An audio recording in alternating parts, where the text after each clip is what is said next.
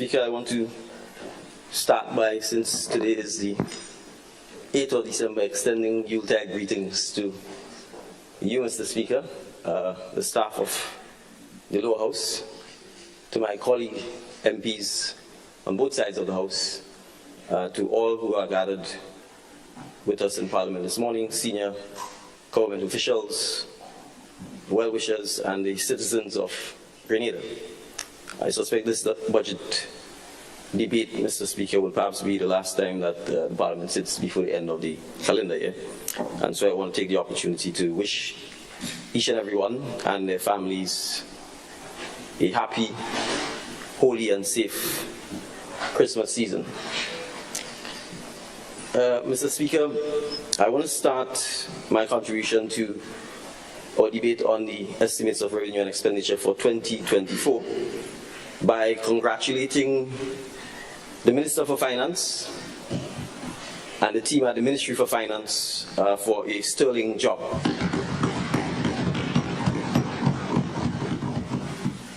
We should recognize, Mr. Speaker, that the Minister for Finance only assumed this role in April of this year.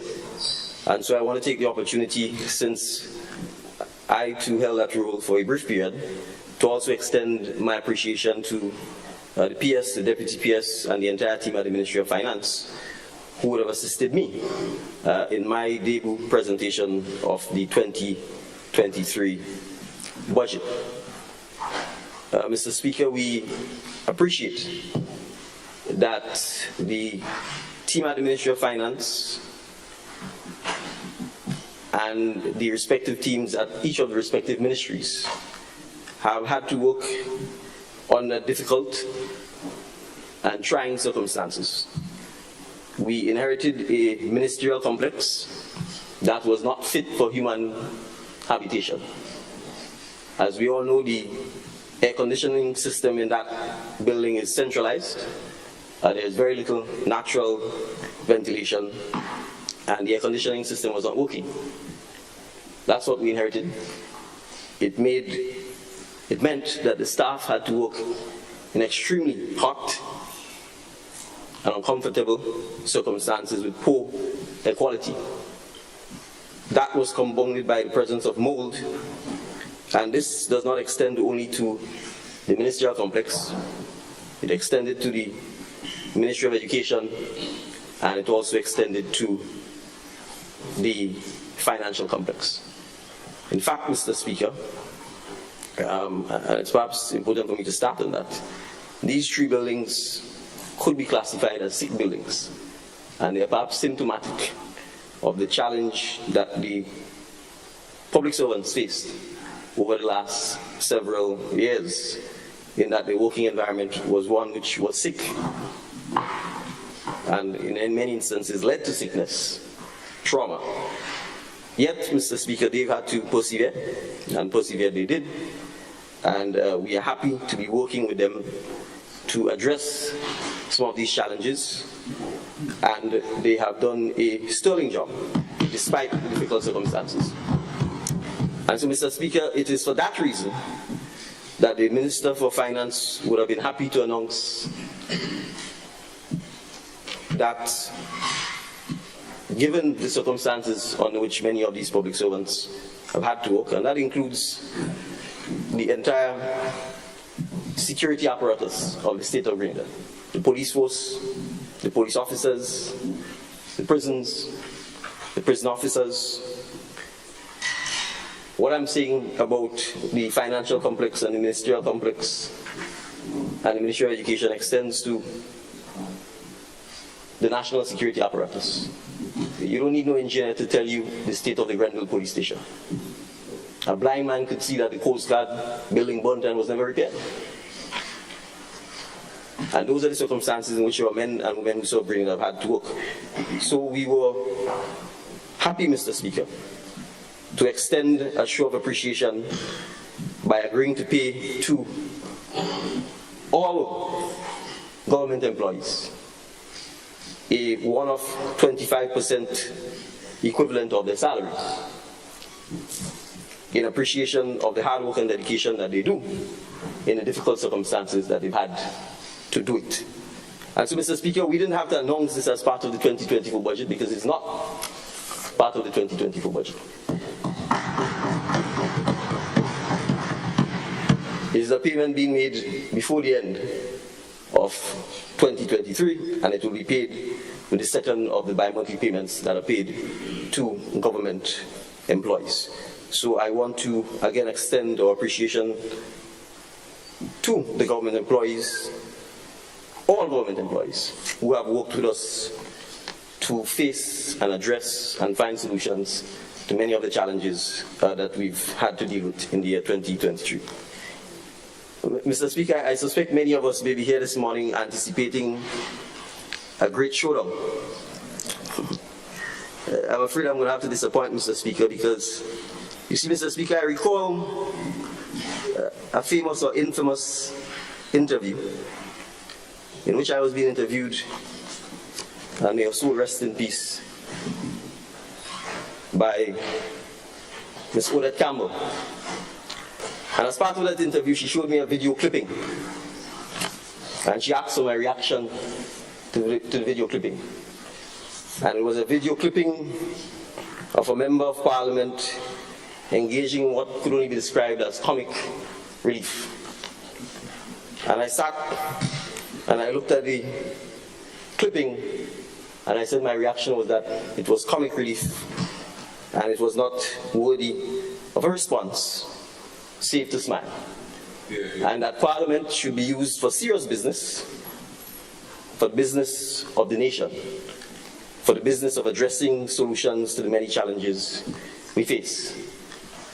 And so the estimates of revenue and expenditure is in essence a set of numbers, but what they seek to do is address in policy form the serious issues that this nation faces.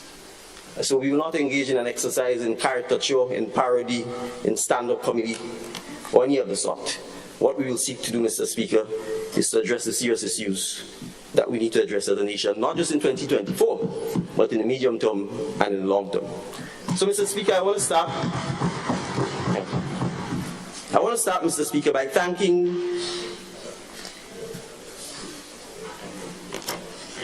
the constituents of St. David for giving me the opportunity, Mr. Speaker, to represent them in this honorable house. And while it is by chance, Mr. Speaker, that I became the leader of the National Democratic Congress and as a result, Prime Minister, I wasn't elected as Prime Minister. I was elected as a Member of Parliament for the people of St. David. And so, Mr. Speaker, I'm going to start my presentation, and I hope I don't take the entire 2 hours to do it. But if I do, I am unapologetic, because I was appointed the MP for St. David. It is the people of St. David I'm here to represent, and it is to the people of St. David that I'm accountable to first and foremost. And so, Mr. Speaker, you will find that not only me, but that all of my colleagues will in fact start their presentations as part of this budget debate, addressing their constituents, the work they've done, the challenges they've encountered, and the plans for 2024 and beyond, and how the budget plays a role in those plans. If we spend all our time speaking to our constituents, then I dare say, Mr. Speaker, we will have done our job, and nothing more can be expected of us. So, Mr. Speaker, when I asked the people of St. David to give me the opportunity to represent them, this document is what I circulated to them. Very small.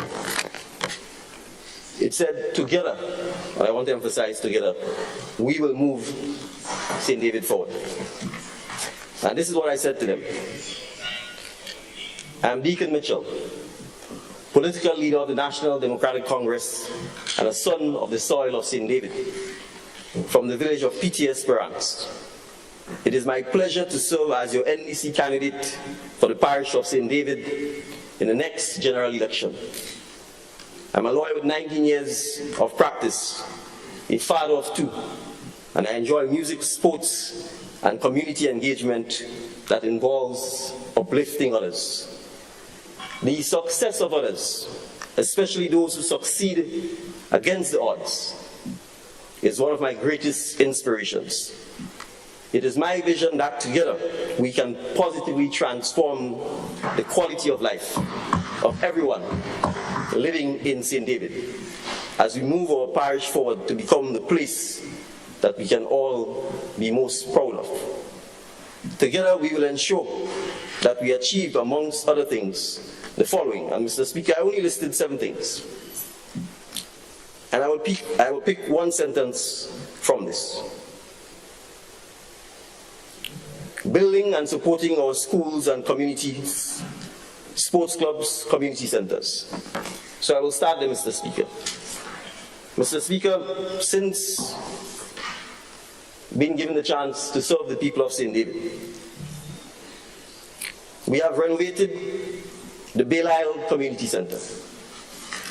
We have renovated the Barrett Community Center. The current community center is 90% complete with renovations. We have started work on a community center in Vincennes. We have started the renovation of the Old Wester Hall Mondays Community Center. Mr. Speaker, that's 5 community centers in 15 months. I will single out Barrett. That was a community center, Mr. Speaker, that we met with 3 or 4 walls upright. It had been in that state since Hurricane Ivan, 2004. No roof, quarter of a building, no community center for the people of Barrett. Mr. Speaker, Vincennes, no community center at all. Belial, a building that virtually was condemned, no community center. Mr. Speaker, I highlight these things because you see, in 10 years, say for the Malmont Community Center, no work was done on community centers in St. David. How are people to meet, to greet, and to move their communities forward if they have no place to meet? And I want to point out, Mr. Speaker, that these initiatives were done in large measure without any central government funding.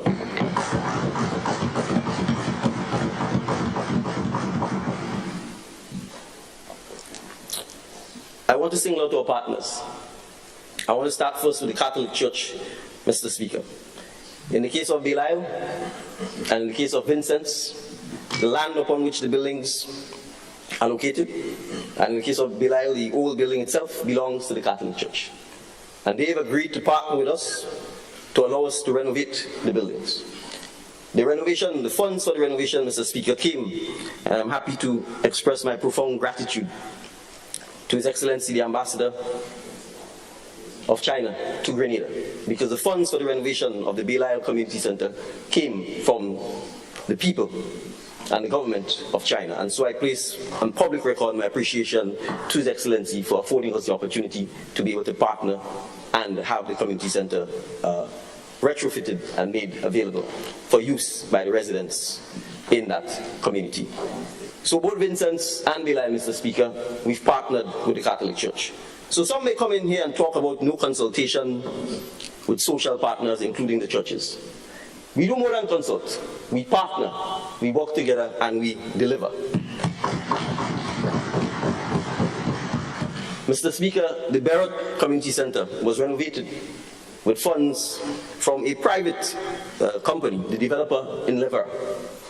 We reached out to them and indicated that we wish to renovate a building which for the last 20 years stood as a derelict building, a sore thumb in the community. And they happily partnered with us and advanced funds so that we could complete that project. Mr. Speaker, I want to single out the volunteers who worked on many of these projects. In the case of Barrett, Mr. Stewart started the work with no funds, with not being paid for many months, until we were in a position to get some funding right at the end to pay him and his workmen. So I want to pay tribute to him publicly for doing so. In the case of Vincennes, the contractors agreed to work at cost price, no profit or markup to himself. And again, I want to express my appreciation for doing so. In the case of Old West Ormond Lilies, again, no government funds. It is funding from another private corporate sponsor who's agreed to assist. So whether it's Citizens Paints Grenada Limited, Mr. Speaker, who happily agreed to donate painting for Beirut and Belial, or whether it's the Chinese Embassy and the government and people of China, or whether it's the Catholic Church, or whether it's the several volunteers, together we have already begun to make a significant difference in community centers in St. David. Mr. Speaker, we intend to focus next year on community playgrounds. As you're aware, Mr. Speaker, or you may not be aware, there are absolutely no playgrounds for children, or for that matter adults, in St. David's, except in private educational facilities. There are no swings.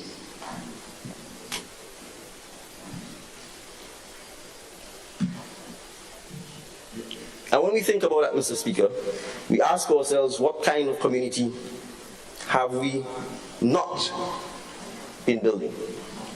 And so, Mr. Speaker, we intend to, in a similar vein, partner with the corporate community, with donors, with volunteers, to ensure that we can install playgrounds either at or close to all of our playing fields, so that both our children, their families, and our elderly can have the opportunity to exercise, to spend quality time with their families and their loved ones.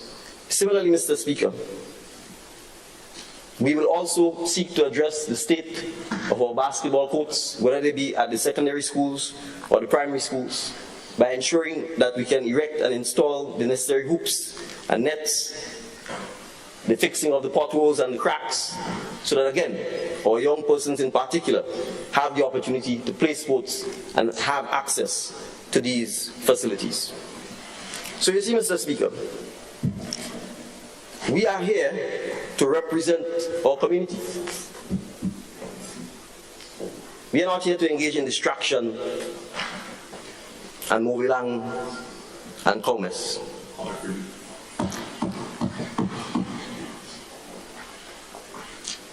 Mr. Speaker, skills training, education, and the youth. It was remarked yesterday that the purpose of the Imani program was to address the large numbers of young people who come out of secondary school and find themselves in no man's land. Well, who had the opportunity for the last 22 years to fix that no man's land problem? I want to provide some context, Mr. Speaker, so that we understand. In 1995, the Honorable Leader of the Opposition became Prime Minister of Grenada. He was 48 years old. I'm 46. He served as Prime Minister of this country uninterrupted except for one stint, an interruption led by the Honorable Tillman Uncle Tilly Thomas. So let's get this straight. For the last 22 years, save for a 5-year interruption, we've had the same Prime Minister. He must have been aware that our education system was producing people who are given credentials or subjects, and that they were leaving school at the age of 16, not yet an adult, and they were being asked to fend for themselves, and that the only two institutions in Grenada which could take them was NULO, a non-government institution, founded after the fall of the revolution by Bishop Sidney Charles and other members of the Catholic Presbyterian Methodist Church to help address the challenge posed by the collapse of the revolution and what is now T.A. Marichaud Community College, what was previously known as IFE. That was known. So we knew that each year we were producing hundreds of students who had subjects, no skills, no exposure to skills training, no exposure to technical and vocational skills training.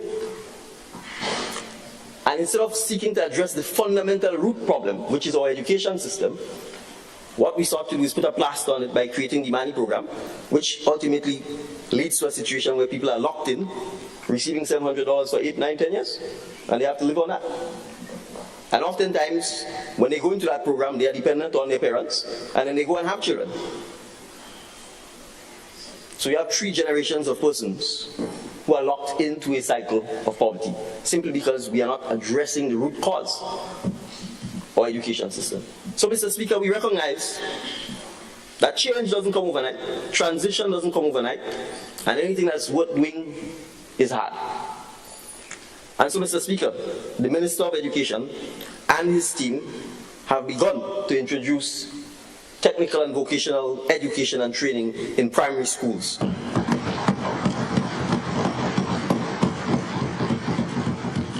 Mr. Speaker, we have said we will move the mandatory school leaving age to 18 come effective September 2024. Why are we doing that?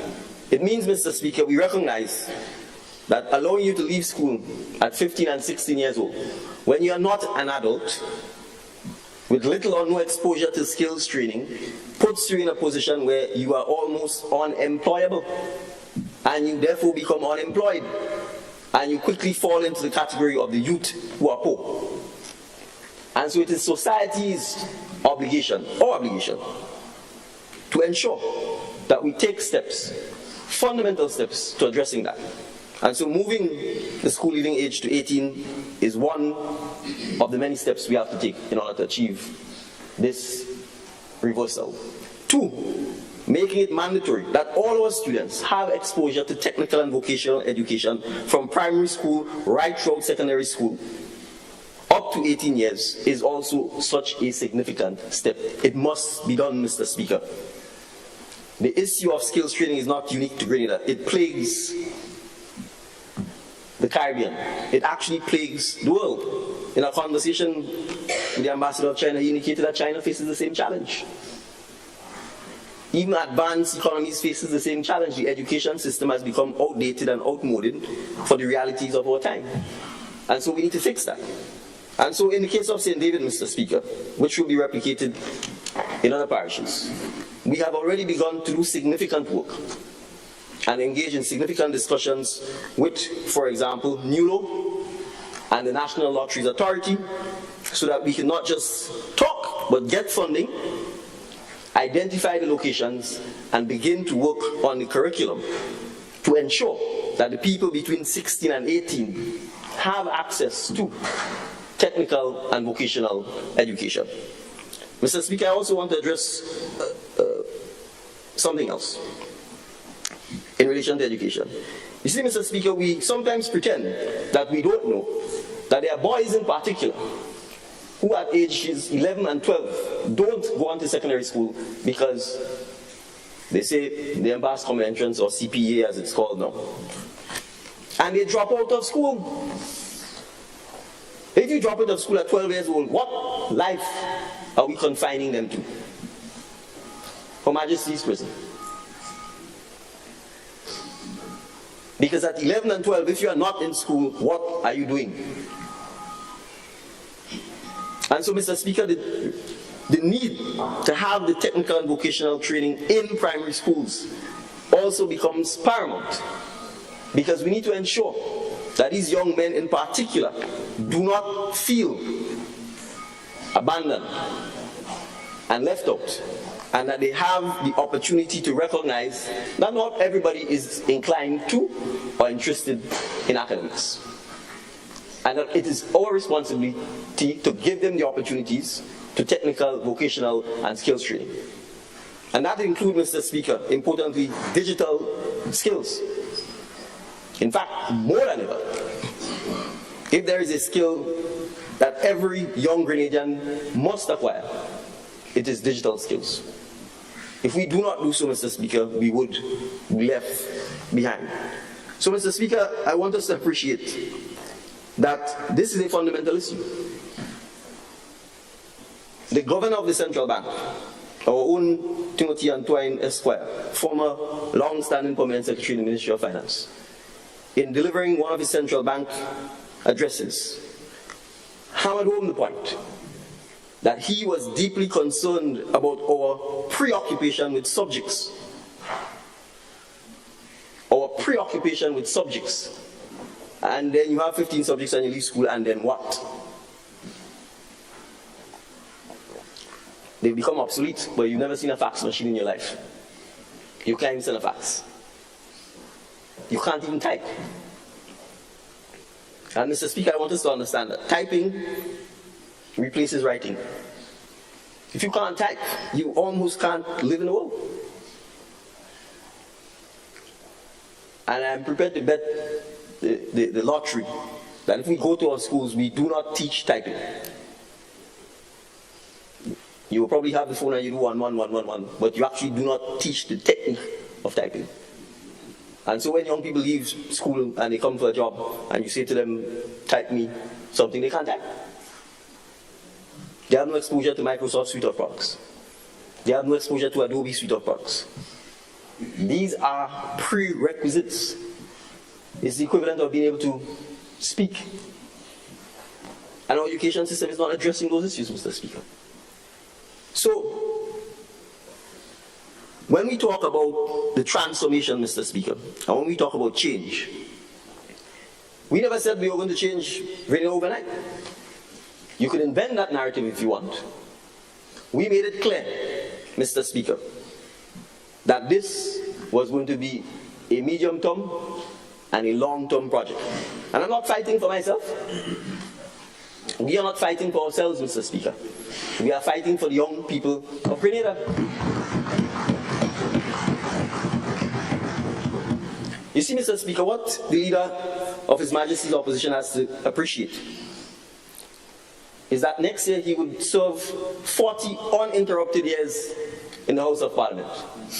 Do you know what the mean or average age of a Grenadian is, Mr. Speaker? It's 35 years. The average Grenadian is 35 and under. And he served 40 uninterrupted years in this Parliament. So yes, some are wolves in sheep clothing. And some, it is by the deeds you shall know them. So after 40 years, the deeds are known. And we know them. After 40 years, we understand who have the silver tongue and who can be a chameleon and can change at the drop of a hat in the pursuit of one for the road. But Mr. Speaker, as was so aptly put by the Minister for Finance, we are not giving the Manis one for the road. We are giving them one for their future.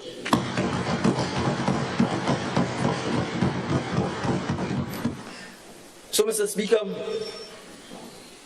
I go back to those who like to talk about the poor and vulnerable. Let's take a walk through Belial community, as I did last Friday. There's a young lady by the name of Alika, Mr. Speaker, who probably, up until maybe 18 months ago, would never be thinking about being involved in an initiative such as WASH. WASH. To wash your clothes, you need water. To wash your wares, you need water. To bathe, you need water. To cook, you need water. To clean, you need water. To grow your crops, you need water. You need access to water. To ensure that you, your loved ones, the elderly, the young, live in a healthy environment, you need water. It is water more than anything else. More than even soap that gives us sanitation. So yes, Mr. Speaker, we need water, we need access to water, we need sanitation in homes. But Mr. Speaker, if an elderly person has to get up in the rain that fell yesterday and leave a house and walk 50 feet or 75 feet to use a pit latrine, you tell me you can sleep good at night? If there are thousands of Grenadians who still have to go through this? You're telling me that you would not support, champion, and scream and shout for a program that ends to systematically eliminate the use of pit latrines? So, Mr. Speaker, when we went into Baylai, we didn't say, if you vote for NDC, we won't give you a bathroom and toilet on this side, and if you didn't vote for NDC, no bathroom and toilet for this side.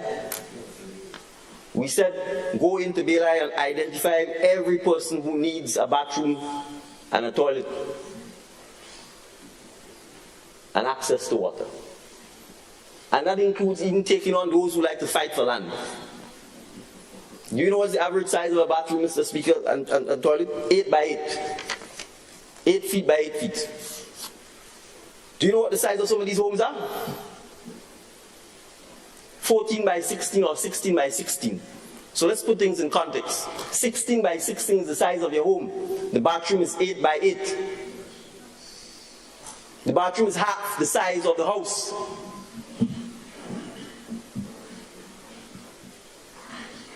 So, Mr. Speaker, in some instances, the house can't even take the bathroom and toilet. We have to fix the houses as well to make sure that the bathroom and toilets are built. In some instances, Mr. Speaker, the living arrangements is such that you have to share the septic tank. And I'm happy to report that the residents of Baylai recognize that we have to do this together. That they have to help dig the septic tanks. That they have to share common septic tanks. And they are doing it. So, Mr. Speaker, when we went on Friday, there were about 14 bathroom and toilets being built simultaneously. We expect by the end of January, Mr. Speaker, to have constructed somewhere in the region of 32 to 36 bathroom and toilets. Mr. Speaker, we've just started. This is a pilot. Why? Because there are issues. People complaining this person's squatting on their land, they don't want them to get a bathroom and toilet, etc. But ask ourselves, what's the size of a grave?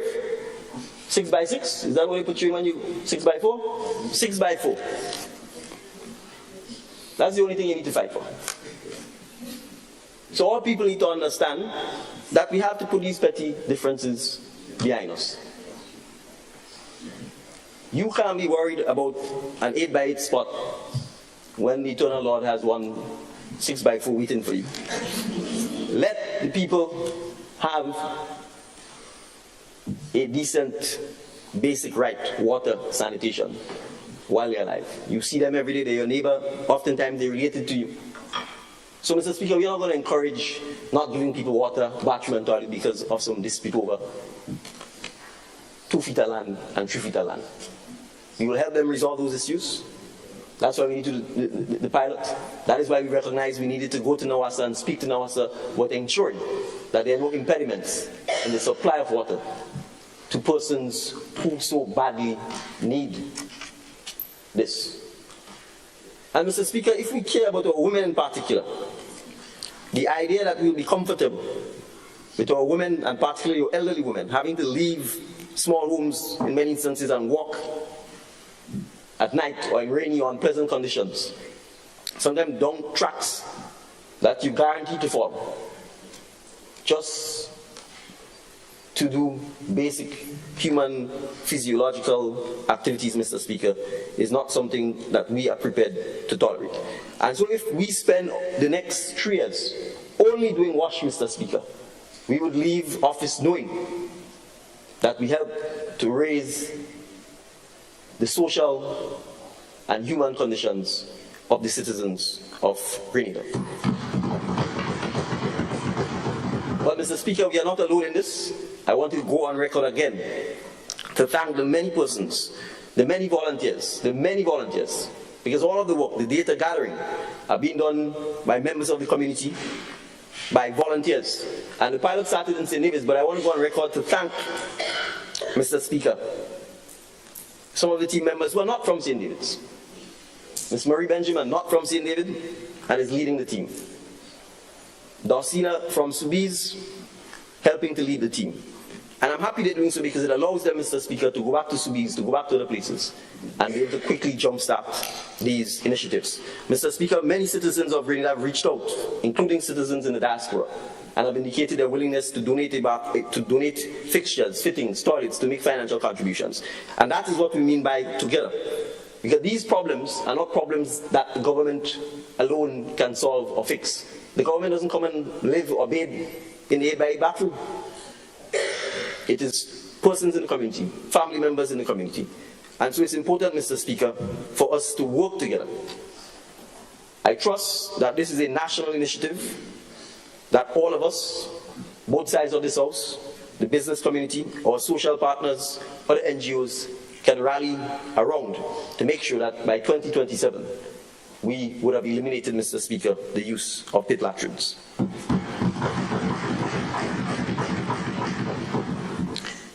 As I said, if I have to spend the entire 2 hours on St. David, so be it. Mr. Speaker, I turn to the question of sports.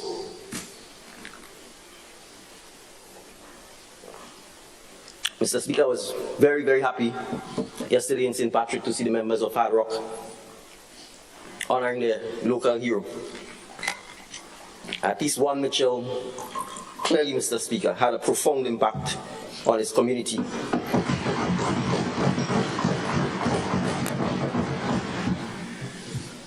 And that Mitchell doesn't have to say that my legacy is secured, because it was in clear and overwhelming evidence yesterday. But Mr. Speaker, there's another Mitchell who likes to talk a lot about sports.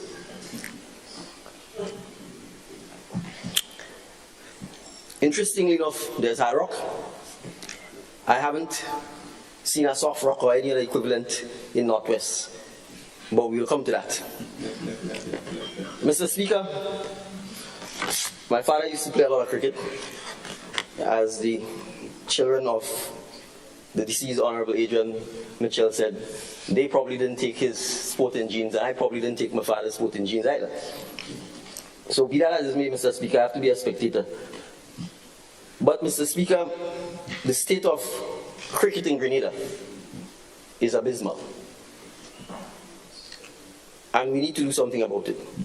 So in St. David, Mr. Speaker, I was happy to support an initiative called Joy's Cricket School.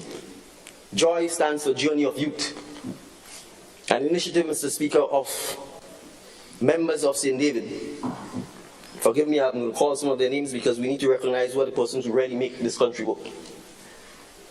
Jeffrey Telesford,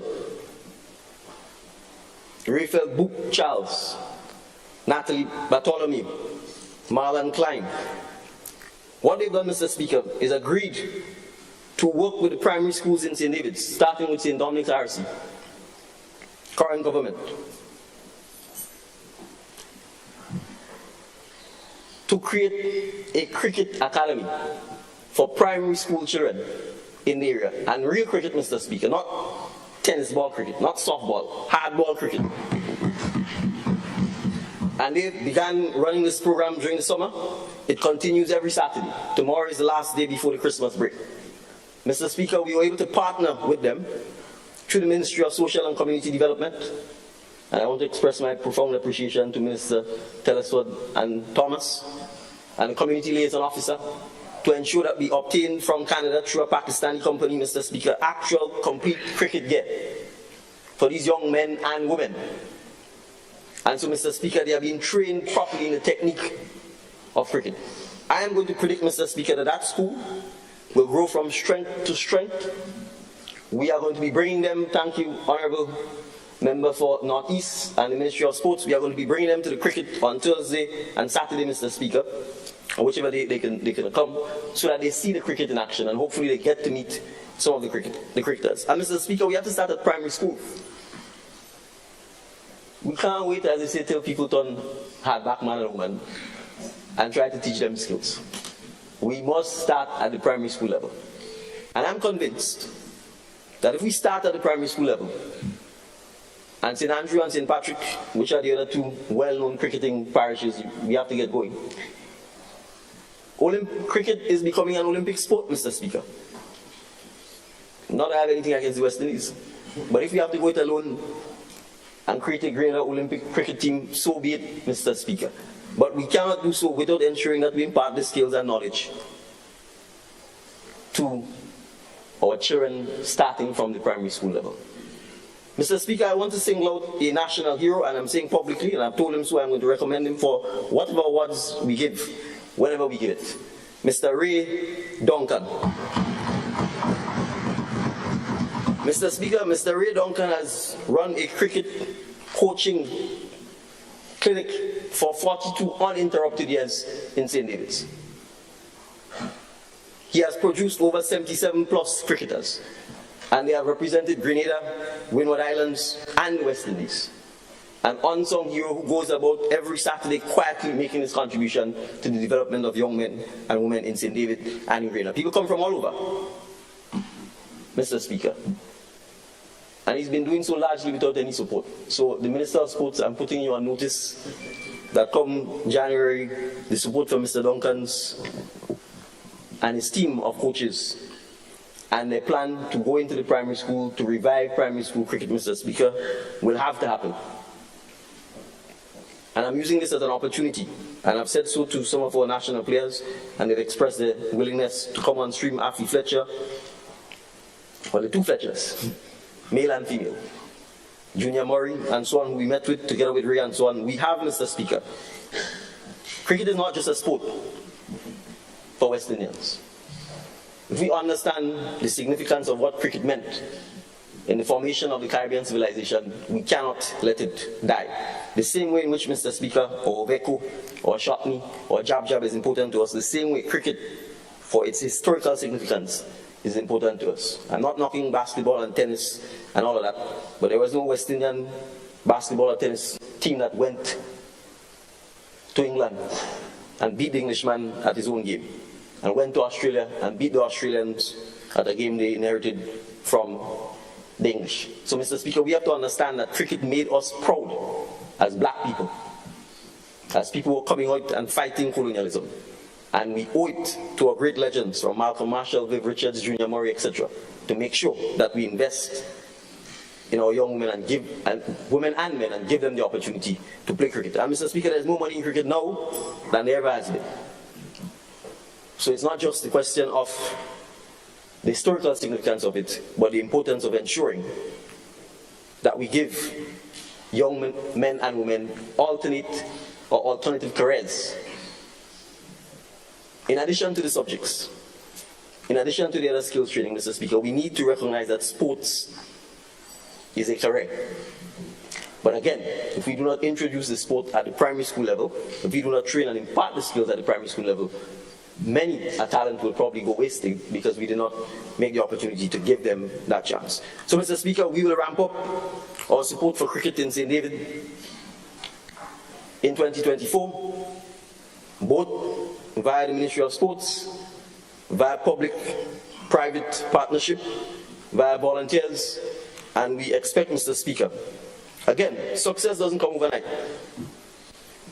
Some of us want to give the impression that because the Minister for Mobilization, Implementation and Transformation is helping to ensure that at night people can see the curbs so that they know there's a drain or wall there by painting them in reflective black and white, which is standard practice in any semi-decent country. But when we have no standards and we have no class, it's easy to knock basic things that any civilized country has. That's why you paint it in black and white, so that people can see it, particularly at night, so that they could guide themselves accordingly and remain on the road. But no, you prefer to run off the road. So, Mr. Speaker, we have to recognize that success doesn't come overnight. When you go to Form 1 in secondary school, you're not expected to graduate in Form 1. When you enter primary school, you're not expected to graduate in the same grade you entered. You're expected to do your 5 or 7 years, and then you graduate. So, Mr. Speaker, when we talk about things like regularizing the public service, you think this was a problem that was created yesterday overnight? We never said we would regularize the public service in 12 months. We said we would regularize it. And we have begun to do so. And there are countless hundreds if not thousands of government employees who just have to ask themselves this simple question. Ronald Reagan asked the same of the Americans when he was taking on Jimmy Carter. Are you better off today than you were on the 22nd of June 2022? That's the only question you have to ask yourself. Did you have a pension on the 22nd of June 2022?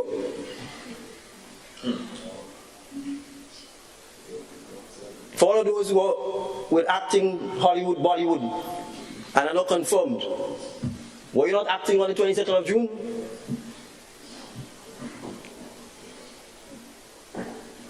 So you see, Mr. Speaker, the idea of peddling this false narrative that we were trying to be magicians,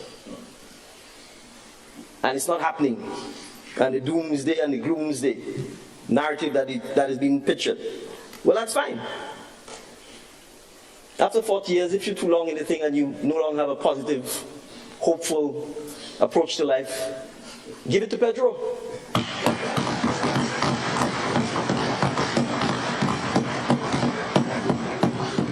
But don't come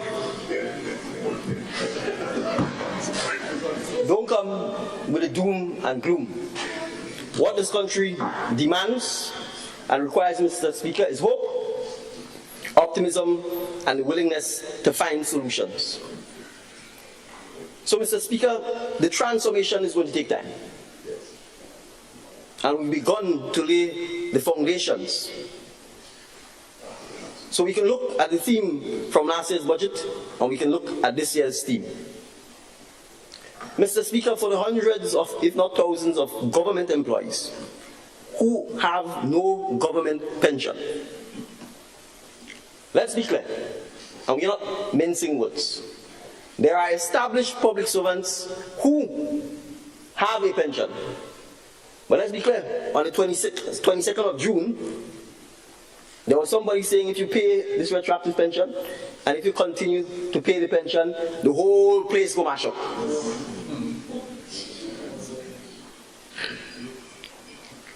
Well, we're not in the Gaza Strip, the place ain't mash up.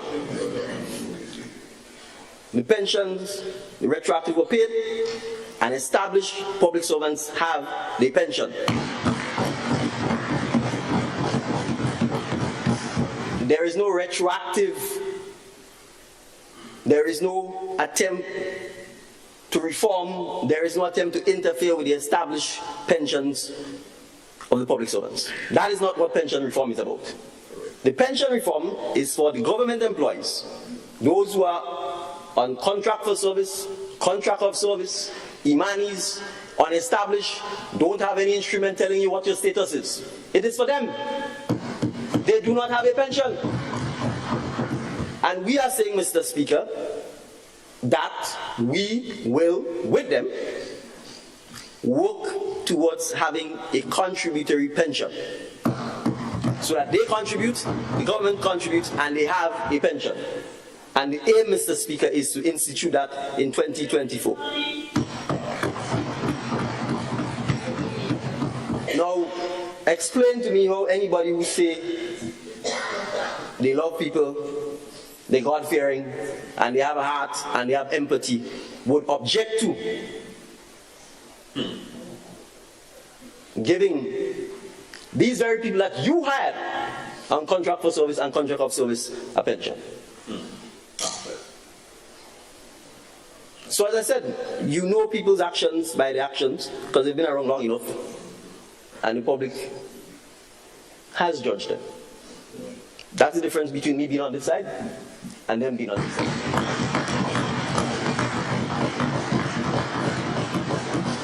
So, Mr. Speaker, as part of the transformation, as part of recognizing that pensions are good things, that when you create the fund itself can invest in businesses, etc., etc. That is what NIS is about.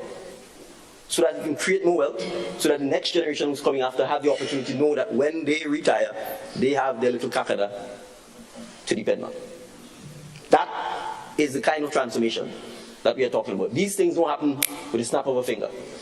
And when we spend our time fixing the mess that other people have done, yes, sometimes you cannot implement even the programs you want, because we have to fix the mess that other persons have created.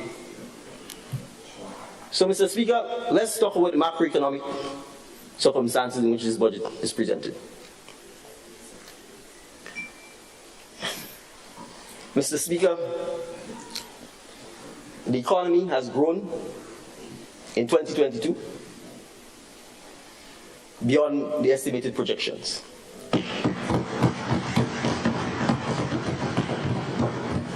Government revenues have performed better than projected and better than 2022.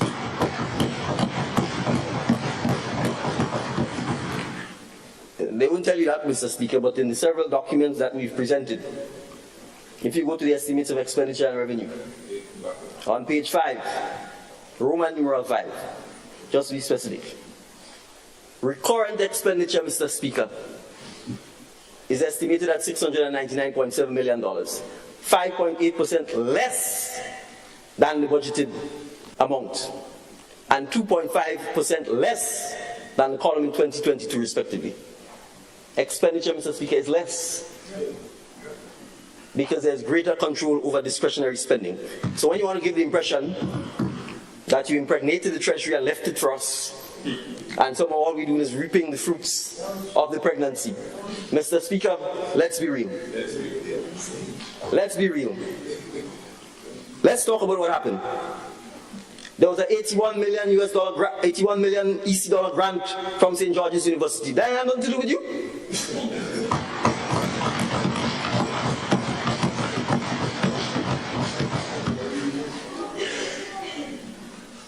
What has to do with you and which you didn't disclose to the good people of Grenada is that you sold Mount Hartman for $40 million US.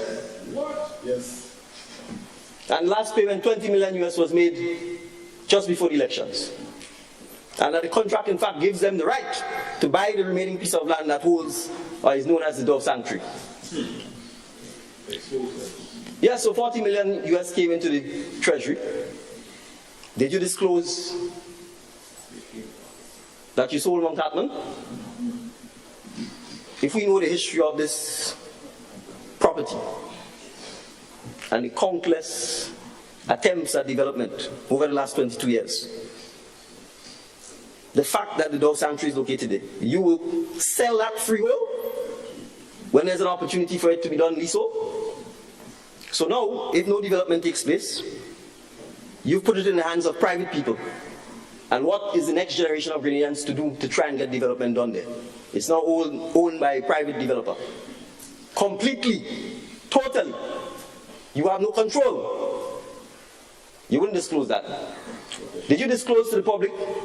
You say you impregnate the Treasury, that you took all the money from Petrocarib, over 100 million. You transferred it to the Treasury. But what about the $300 million worth of debt that we owe Venezuela now? Did we talk about that? Venezuela has now become Grenada's single largest creditor. Because you have a situation where a friendly country, Mr. Speaker, offers you a development path. They say to you, we will supply you with fuel on concessionary rates. We give you the opportunity to get fuel cheaper than at the market rate, so that you can then sell that fuel over, make a profit, pay us back, and use the profit for development purposes within your country. What development purposes was the money used for? Why did you not put plans in place to service the debt?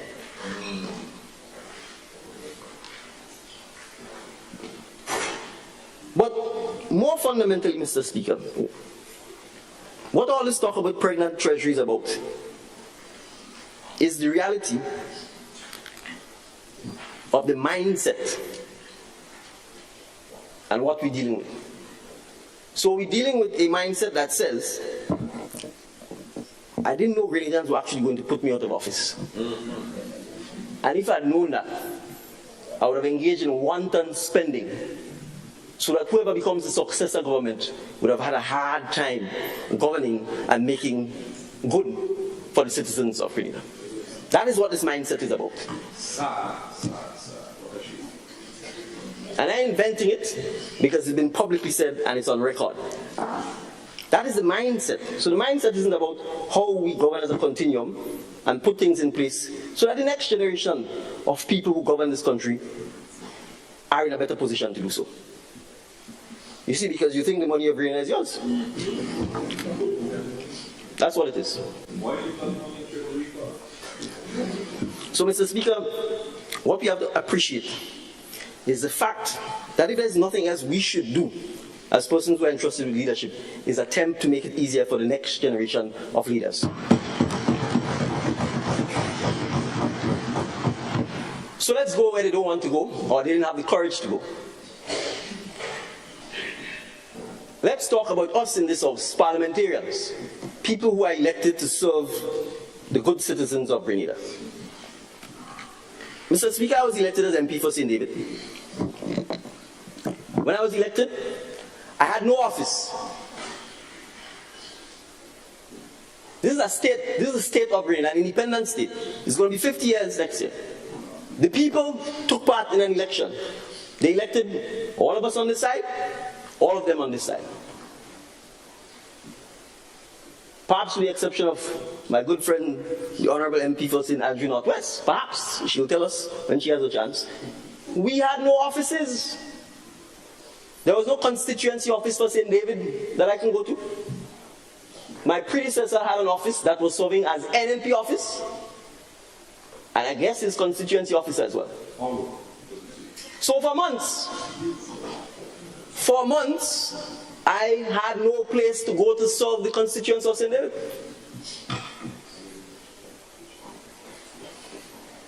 The people of St. Patrick East, I know you've probably been a little hard on Brother Cornwall, but he too had the same problem.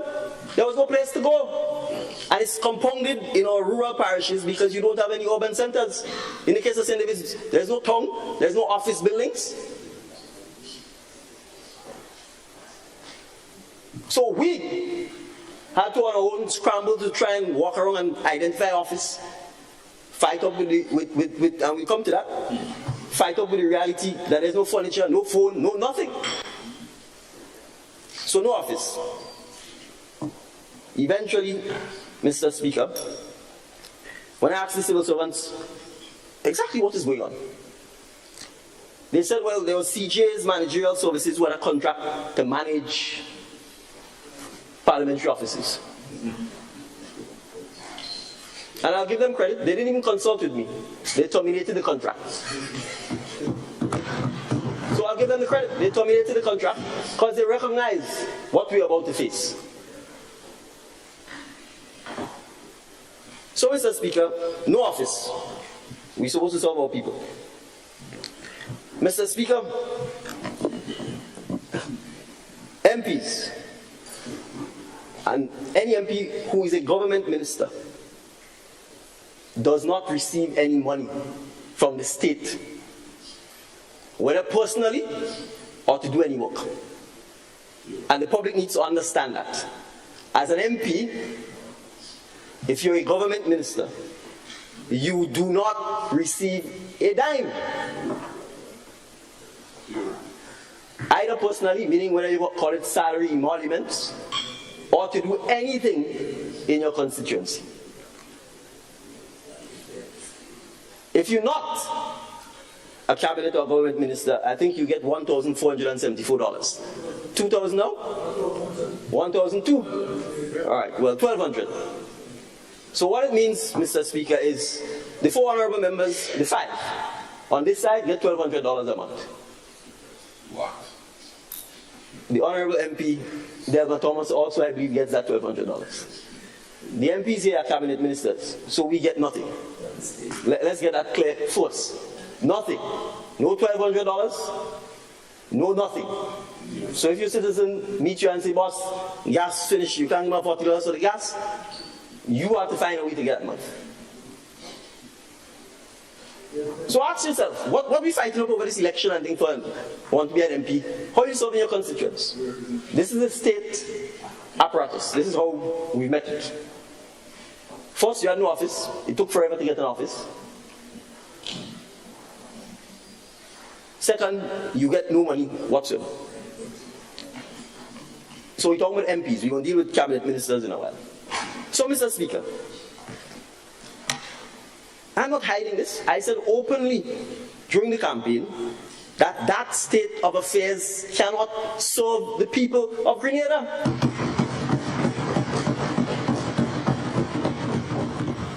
And Mr. Speaker, you can go to Dominica, you can go to Trinidad, St. Vincent, St. Lucia, you can go all the way up north to the Bahamas. MPs are paid a salary because they are working for the people. They are given the tools to do their job, and they are given some sort of constituency provision or allowance. And it matters not which side of the fence you sit. So, Mr. Speaker, when I say we owe it to the next generation of leaders to make things easier for them, we now have the opportunity in this house to do so. My namesake had the opportunity for 39 years. It's going to be 40 next year. And 22 years. I'm being told 23 by the next statistician in the house. As Prime Minister. He talked about it as usual. There's videos circulating of him in his younger and more handsome days, talking about the difficulty parliamentarians face with not having any resources, and talking about the fact that when you're on the opposition side, if you try to do in government, they will beat you up, and then when you go back on the opposition side, you then beat up the government, etc. But somebody has to have a little courage, Mr. Speaker. Somebody has to be prepared to do the right thing. And the right thing is not for myself. The citizens of St. David know I didn't get involved in politics because I want to get $5,000 from the Parliament of Grenada. The honorable MP for the town of St. George used to tell me, when I make the first million, then I will come in politics.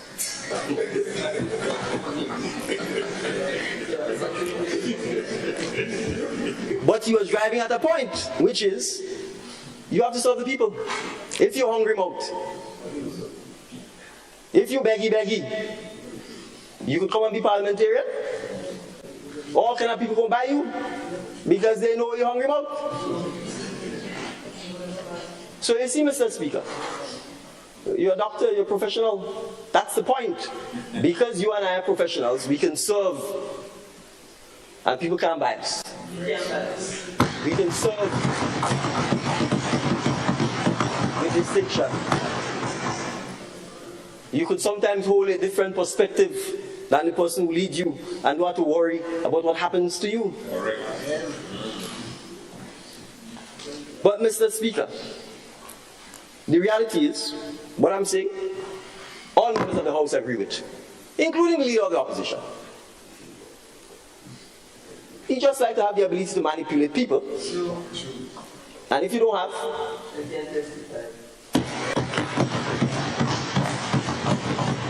well, Mr. Speaker, on that note, I shall move on. So, Mr. Speaker, the point I'm making is, this debate, and I'm happy to have the debate, I'm happy to have the public involvement. We are not using the House Committee. The House Committee, for those who don't know, is a committee made up of the Speaker of the House, 2 members of the opposition, 2 members of the government. We've said from the time we came into this House that we need to correct the situation where MPs are not paid a salary and where they don't have a constituency provision. We frankly should have done it in the first budget. We intend, and we made our intentions clear that we intend to do it in this budget. The allocation has been made under the vote for Parliament. Mr. Speaker, the House Committee met. We have the minutes. I don't think they'll confirm minutes as yet, but we have the minutes. The House Committee members, I didn't see that there was a dissent. Agreed. A range was proposed between 5,000 and 7,005. The minute says 5,000 as a recommendation. We proposed a constituency provision to help MPs do their jobs and to address some of the needs of their citizens. The proposal was $120,000 per annum, which is $10,000 per month.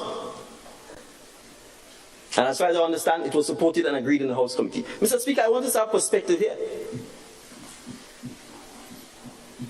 The $120,000 is not for the MP. This is for him to be able to do work in his constituency. The House Committee, us in Parliament can pass the necessary legislation to address what the funds can and can't be spent on. There's legislation, an example, Mr. Speaker, in the Bahamas. Act of Parliament says MP salary is X, MP constituency provision is X, and you can see what the funds can and can't be used for.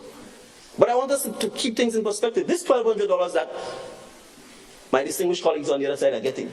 Do you know what the driver, the Parliament has a constituency handbook here. Do you know what the recommended salary for the driver is? $2,400. So your driver, who you hiring, is making twice your salary. The office manager, the research assistant, everybody, the range is, I think, $2,500, $3,500. And the MP, they want to put up his face on the placard and go all over the place saying, "Vote for me. Let me work for you." Well, if you're on the government side and you happen to have a ministry, zilch. If you're on the opposition side, fight up with your $1,200. But Mr. Speaker, we have to be real. And the people don't know that. And instead of explaining that to the people, you come in here and talk about attempts by ministers and MPs to increase their income. And you had the opportunity to address those issues. How are we going to attract, Mr. Speaker, persons to want to serve? Are we trying to pretend that being a parliamentarian or being a government minister is some easy job?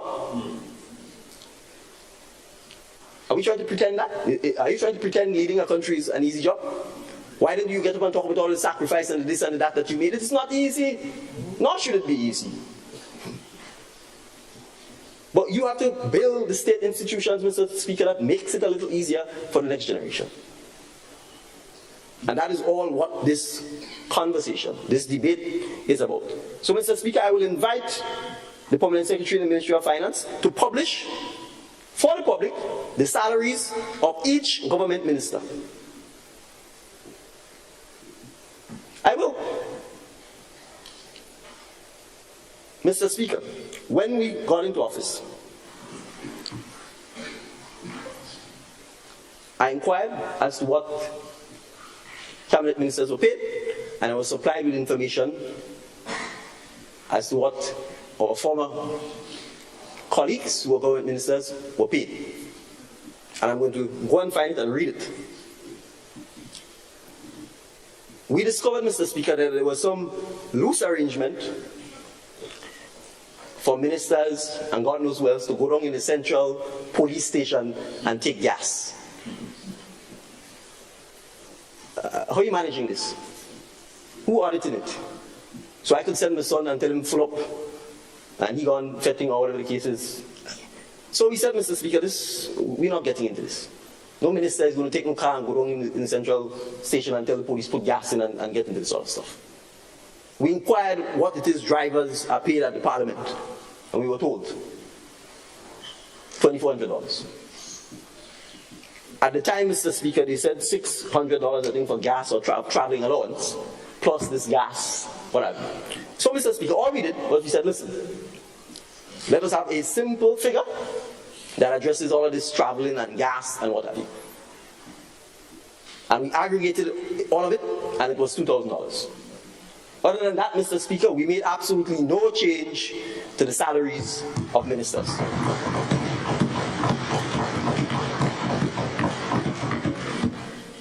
Now, of course, you won't come and say, you're thinking about yourself first, blah, blah, blah, blah, blah. That's standard. That's the expected reaction, because for 39 years, that's the sort of behavior you've engaged in. Because with a declared assets of 19 million, obviously, You don't need that.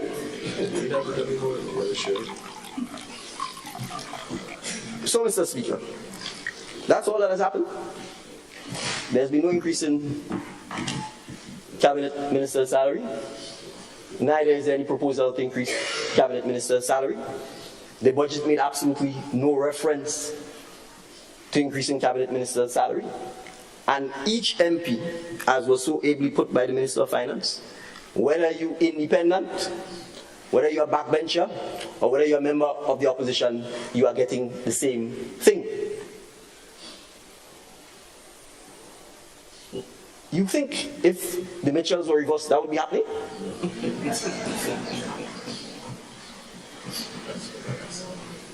That's not a hypothetical issue.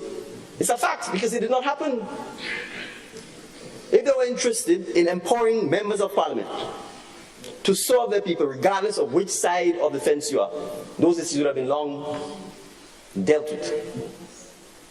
So, Mr. Speaker, we recognize we have to build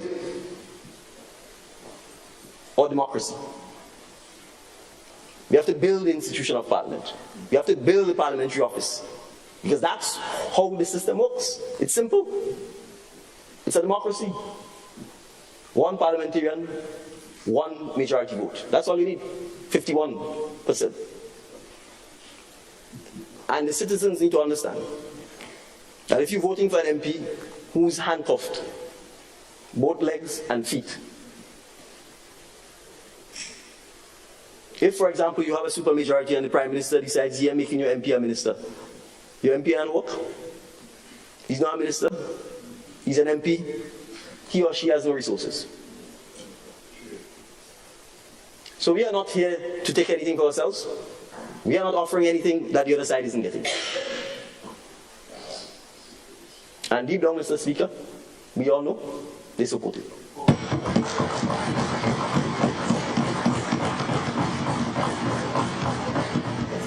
They may not be in a position to say so openly. That's fine. We understand the challenges. You know, if you have no change in leadership, democracy is not something that is widely practiced. So we get it.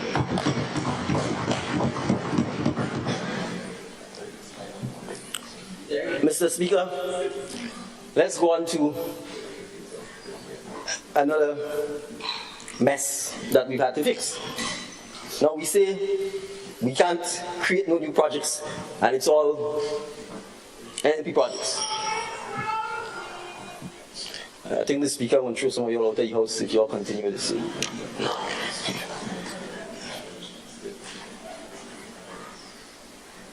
Mr. Speaker, the Kawana Bay Hotel. If you exit this building and you look down to Grand Anse, you can see it's a big white monstrosity sitting on perhaps the most picturesque view of Grand Anse Beach. I noticed the leader of His Majesty's opposition wasn't calling the man name. He kept referring to him as the man. But I'll call his name. His name is Warren Newfield. He came here under the auspices of the New National Party. He was given diplomatic status under the auspices of the New National Party. He was assigned to the Miami Consular Office under the auspices of the New National Party. He used to go around and raise money for the New National Party. I have no difficulty with that. This is democracy. You can support who you want. He got approval for a CBI project. This site used to be the Flamboyant Hotel site. It was crown lands. It was leasehold lands, meaning if you don't perform, the lease can be terminated. They gave it to him freehold. They didn't just give it to him freehold. He didn't have the money to pay for it, so they gave him a government mortgage. They transferred the land freehold, then took a mortgage back on it so he could pay over time. That's okay. I'll leave that. That's all right. Once he paid back over time. On record, the leader of the opposition went around, told the site, said it was the best CBI project Grenada had, and probably the only private development one at the time. So it was easy to call it the best. In less than no time, the man went from hero to zero.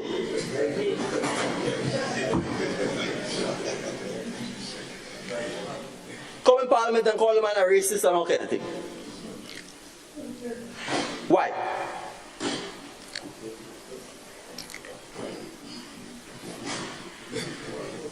The Prime Minister and his colleague, who normally is referred to as the faceless, nameless monster, engineered a dispute at the CBI office. Stop processing the man files and grind the development to a halt. Okay, I'm going to say maybe there were legitimate issues with the development. Well, the thing's halfway built. You sit down and you talk and you negotiate and you find some solution. Instead of that, you come in Parliament and you call the man a racist. The man said to you, I'm resigning as your trade ambassador or whatever you appointed me because I'm investing in Grenada. I'm trying to do business. You've brought my business to a halt. So clearly I'd be a hypocrite if I go around the world and saying, come and do business in Grenada because my own business has grown to a halt. So instead of using it as an opportunity to say, okay, fine, let's calm down. Let's have a discussion. Let's see how we could resolve this matter. You escalate it. You elevate it. You come and you hide behind the walls of Parliament because you have parliamentary privilege and you say, what can I think about the man? Where does that leave Grenada? It leaves us with a project that has stalled. Creative Designs and Construction Company, Mr. Latouche's company, Grenadians were building it. 200 plus employees. Boom, sent home. No work. Project grind to a halt. $100 million lawsuit. We gone back in ICSID. You know what's ICSID? The International Center for the Settlement of Investment Disputes. The last time we were at ICSID, do you know who was there? WRB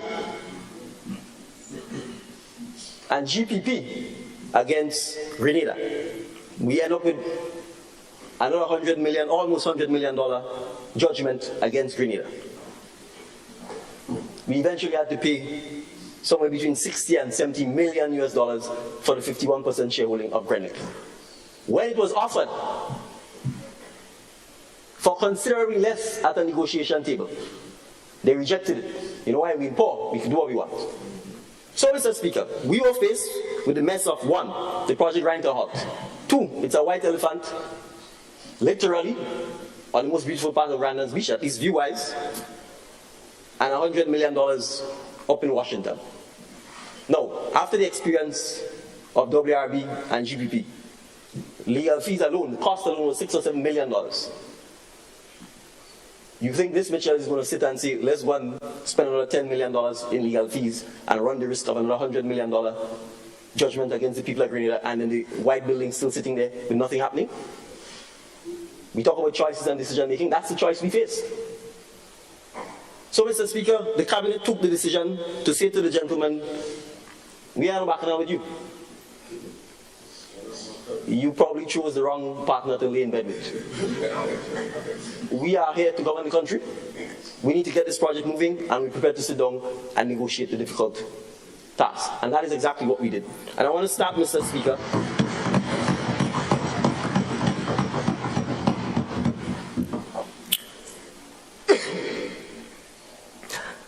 by thanking some Grenadians who voluntarily did work to start the negotiation process. Mr. Richard Duncan, Ms. Leslie Ann Sion,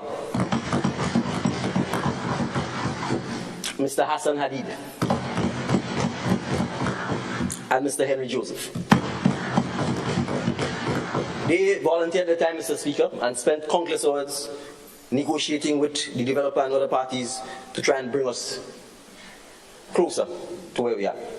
And I'm going to say something, they may not like the fact that I'm saying it, but I'm saying it. Mr. Speaker, some of these people I called were not known supporters of the National Democratic Congress. They were known supporters of the other side. But it shows you how we govern for all of Grenada regardless.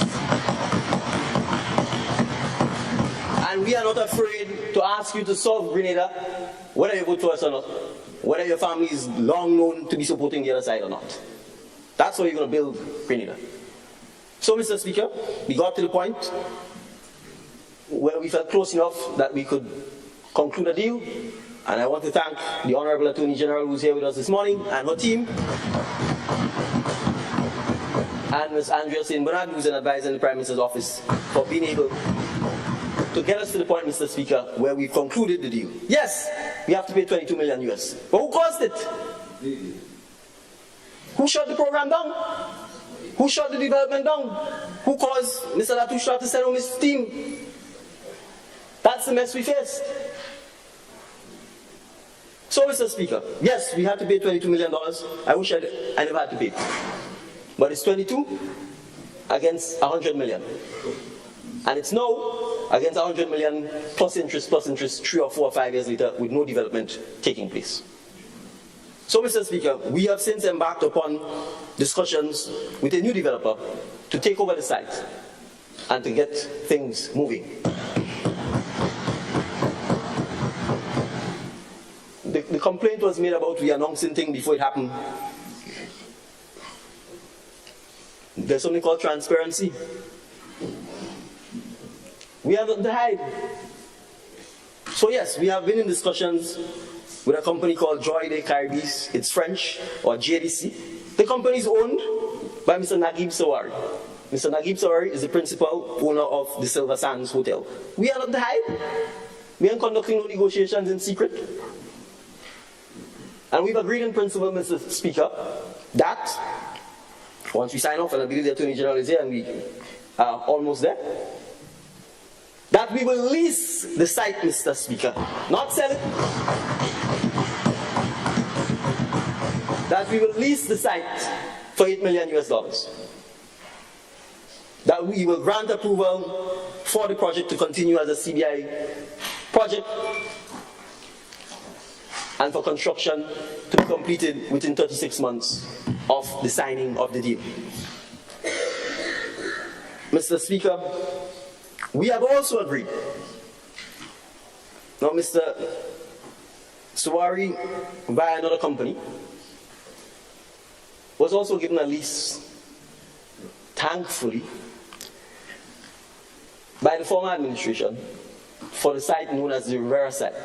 The Rivera site is the site that is located, if you're facing Cameron Park, to the right of Cameron Park. It's called Rivera because there used to be a hotel there called Rivera, owned and operated by the Nayaks.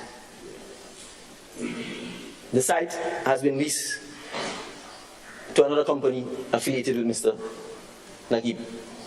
We have agreed, Mr. Speaker, as part of this deal with Koanabe, that this site will be handed back to the people and government of Grenada.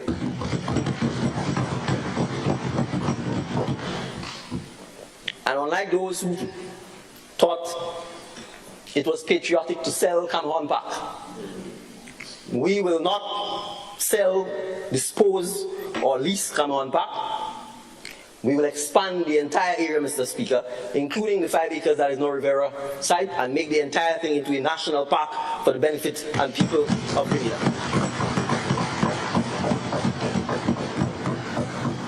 We understand, Mr. Speaker, that Grandlands Beach can't only be about hotels. And there has to be green spaces, there has to be community parks, there has to be national heroes parks. Children need an opportunity to be able to ride their bicycles, walk with their grandparents without being run down by a bus or a taxi or a car, as the case may be. So, Mr. Speaker, part of this deal includes amicably, by sitting down and talking and negotiating, getting what you want. Not always ending up in Ixid or in some courthouse and losing. So yes, it's about choice, it's about decision making. So that is the story, Mr. Speaker, and I challenge anyone who has a different version to bring forward. At least I come here and give details. So let me repeat. We are leasing the site. The price is $8 million US.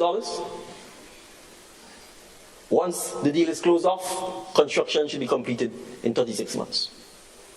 And fourth, we are getting back the Rivera site, which we will combine with Cameron Park to create our national park.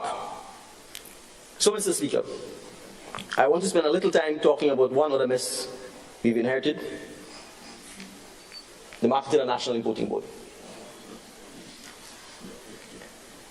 I heard somebody talking about agriculture yesterday. That one actually was a bit of a surprise to me, because last time I checked, it was a clear philosophy that one's father used to farm, and farming didn't lead to prosperity, and so agriculture was no longer a matter of interest. And that personal philosophy also drove the political and policy philosophy. So for a significant time, Mr. Speaker, agriculture essentially has been ignored. And Mr. Speaker, that is not something to doubt or argue about. If you take this country's trajectory over the last 30 years, it has significantly promoted, spoken of, and invested in the services sector. Whether it's tourism or the educational services via SG, for example. So systematically, the focus has been not on food security, not on agriculture, but on the services. So if you look at our incentives investment regime, Mr. Speaker, the entire policy has been designed towards promoting the services sector. And there's nothing wrong with that. The question is, why did we not have a twin policy that promoted, supported, and encouraged the development of the agriculture sector, agro-processing sector, research and development, and investment in modern technologies for agriculture? And MNIB is symptomatic of the underinvestment in agriculture. So, Mr. Speaker, we took the hard decision to stop the rot and the bleeding at the Marketing and National Importing Board. So where are we today, Mr. Speaker? The operations have been significantly scaled down, and in theory, it is meeting its expenses. I say in theory, Mr. Speaker, because the government has taken over all of the obligations, essentially, of the Marketing and National Importing Board. The staff would have been severed, and they would have been paid their severance. The government made good on pensions and insurance and NIS contributions that were not being paid for the staff. All of that was topped up by the Ministry of Finance and made good, Mr. Speaker. The significant debt and the arrears of debt at the commercial bank, Mr. Speaker, we have successfully negotiated. And again, this is, Mr. Speaker, the point I'm making, that we sit down and we talk. And you find common ground. We've negotiated with the bank the refinancing of the loan, and the central government has taken over that debt. The interest rate has been dropped. We now have a charge on the consolidated fund, and the sole asset of many significance of MNIB, which is the River Road facility known as the parking house, is now free of any bank charge, mortgage, or lien. We have received the preliminary report, Mr. Speaker, from the consultant. It's an extensive report. We will publish it, Mr. Speaker, once it's finalized, because it makes good reading and it tells us about the entire agriculture sector and the challenges we face and some of the issues we need to address, so that food security isn't something I just talked about, but that we can have a plan that allows us to significantly address our food security over the next 3 to 5 years. So, Mr. Speaker, we intend this month, and as we get into January, to work with the private sector to create an entity that we believe should be private sector led, with government participation, to begin the process of the reimagined Marketing and National Importing Board. And Mr. Speaker, I say this because I think sometimes we think the government is the economy. The government isn't the economy. The government is part of the economy. And we need to be careful to make sure that the government, in fact, doesn't become too big. Because if it becomes too big, the fiscal challenge is going to become larger. And ultimately, we'll be cutting ourselves off at the knee. So we need, Mr. Speaker, to ensure that the private sector is incentivized to get involved in the agriculture, food, agro-processing industry. Mr. Speaker, I'm happy to report, I will swing back to St. David's, that I've just been advised by a private investor that he has made a bid for what was known as the Wind Fresh agro-processing facility at Lasages, St. David. And that his bid has been accepted, and that he intends to invest in the agro-processing plant in St. David, so we can start ensuring that all of the fruit, vegetables, and all of the other things that go to waste, we can begin the process of starting to seriously address agro-processing on scale. Mr. Speaker, so we are not joking about agriculture. We are not joking about food security. The Honorable Minister for Agriculture will no doubt give far more details about the several programs that we are talking about. But I want to point out again, Mr. Speaker, just so that we come wrong. We talk about agriculture. What did we inherit, for example, with the government estates? The government estates are some of the largest single tracts of land left for agriculture. And particularly for the young people, because they may not have even heard of some of the names of some of these estates. There's Montreux in St. Patrick. There's Granbra. There's Bellevue. Grand Bacolet. All abandoned for the most part, Mr. Speaker. In Montreux, there are few workers who fight it out on their own. The female farm workers don't even have a bathroom and toilet to use. The estate road, overgrown, broken. They have to carry 50, 60 pounds of nutmeg on their back. And in the places where the road has completely collapsed, the men then have to take it and go. So don't come here and talk about reinvesting in agriculture. That is the reality that we face. There was an attempt at commercialization of these estates. One was leased to the Gillette family in Trinidad. If you go up there, but I think we met 4 workers there. 2 are doing some honey bee production on their own. The other 2 fight up to pick up nutmegs and so on their own. Absolutely no support whatsoever, Mr. Speaker. So that's the reality. So if you're not taking care of your own government estates, charity begins at home. No farmer is going to believe you're serious about agriculture and about helping them. So, Mr. Speaker, I want to make the point that we are reviewing, as was stated by the Minister of Finance in his speech, our fiscal incentives regime. It's clear it's work for tourism. The hotels are being built, more and more room stock is being added. We are subsidizing flights to come in, etc., etc. But if we do all of that and then the people go and they have to import all of the food from Miami or Mexico or Brazil, all the chicken, all the beef, all the fresh fruits, all the vegetables, then you might as well not have a tourism industry. Because all of the money circulates between Miami, Brazil, and outside of Grenada. And on top of that, most of these hotels get all kinds of concessions in order to be able to be built and to operate in Grenada. So, Mr. Speaker, we have to reimagine our investment incentives program so that we can target the new industries we want to create and we can target the industries we want to support. Fishing and agriculture clearly are 2 of those that we must do. We expect, Mr. Speaker, that this review will be finished in the first quarter of 2024. We will make the findings public so that we can have further discussions on it and then chart a new fiscal incentives regime that will support, Mr. Speaker, our agriculture in particular and our agro-processing and food security program. Mr. Speaker, I want to turn briefly to start thanking the various ministries that I've been fortunate to lead. Mr. Speaker, the Ministry for National Security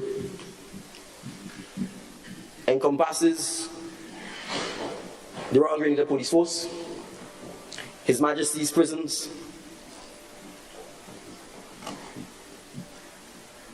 the National Disaster Management Authority. The Prime Minister's Office, Mr. Speaker, is responsible for Home Affairs, Cabinet Office, the Citizenship by Investment Office, the Financial Intelligence Unit, the print tree, I think, between us and finance, the Government Information Service,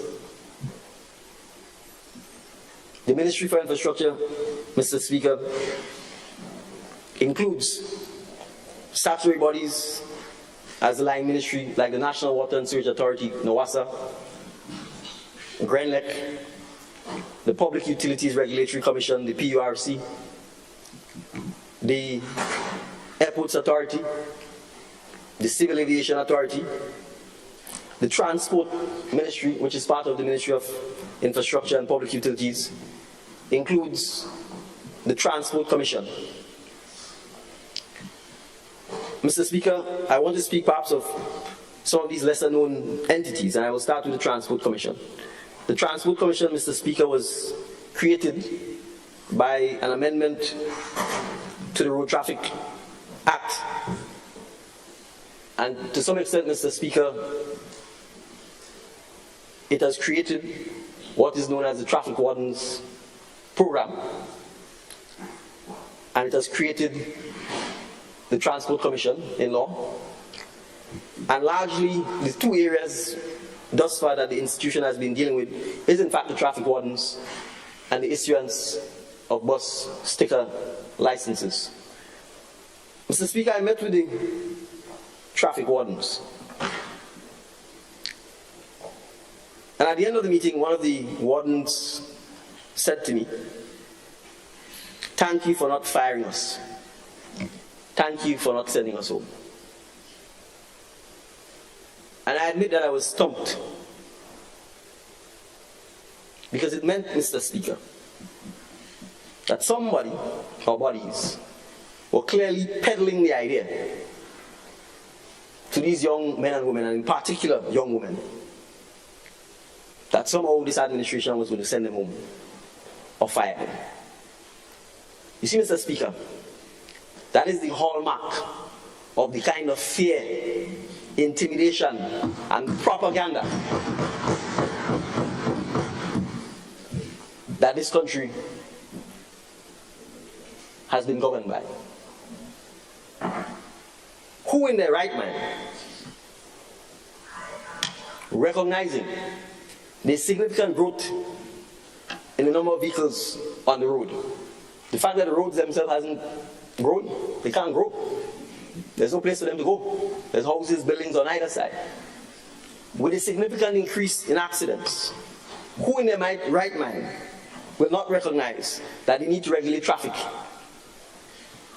is of paramount importance? And if ever, we need to support, train, and ensure that our traffic wardens have the right tools to do their jobs better and to have career paths. Instead, you demoralize them,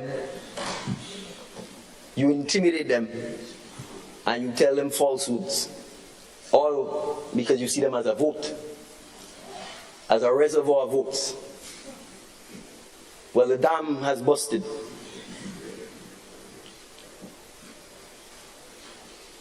And they say the truth shall set you free. So, Mr. Speaker, it was clear that the traffic wardens were set free. The days of bondage are over. Your job isn't dependent on who you vote for. Your job is dependent on you doing your work. And we are here to support them. We are here to encourage them. And we are here to give them an opportunity for greater career path. Mr. Speaker, we engaged with them.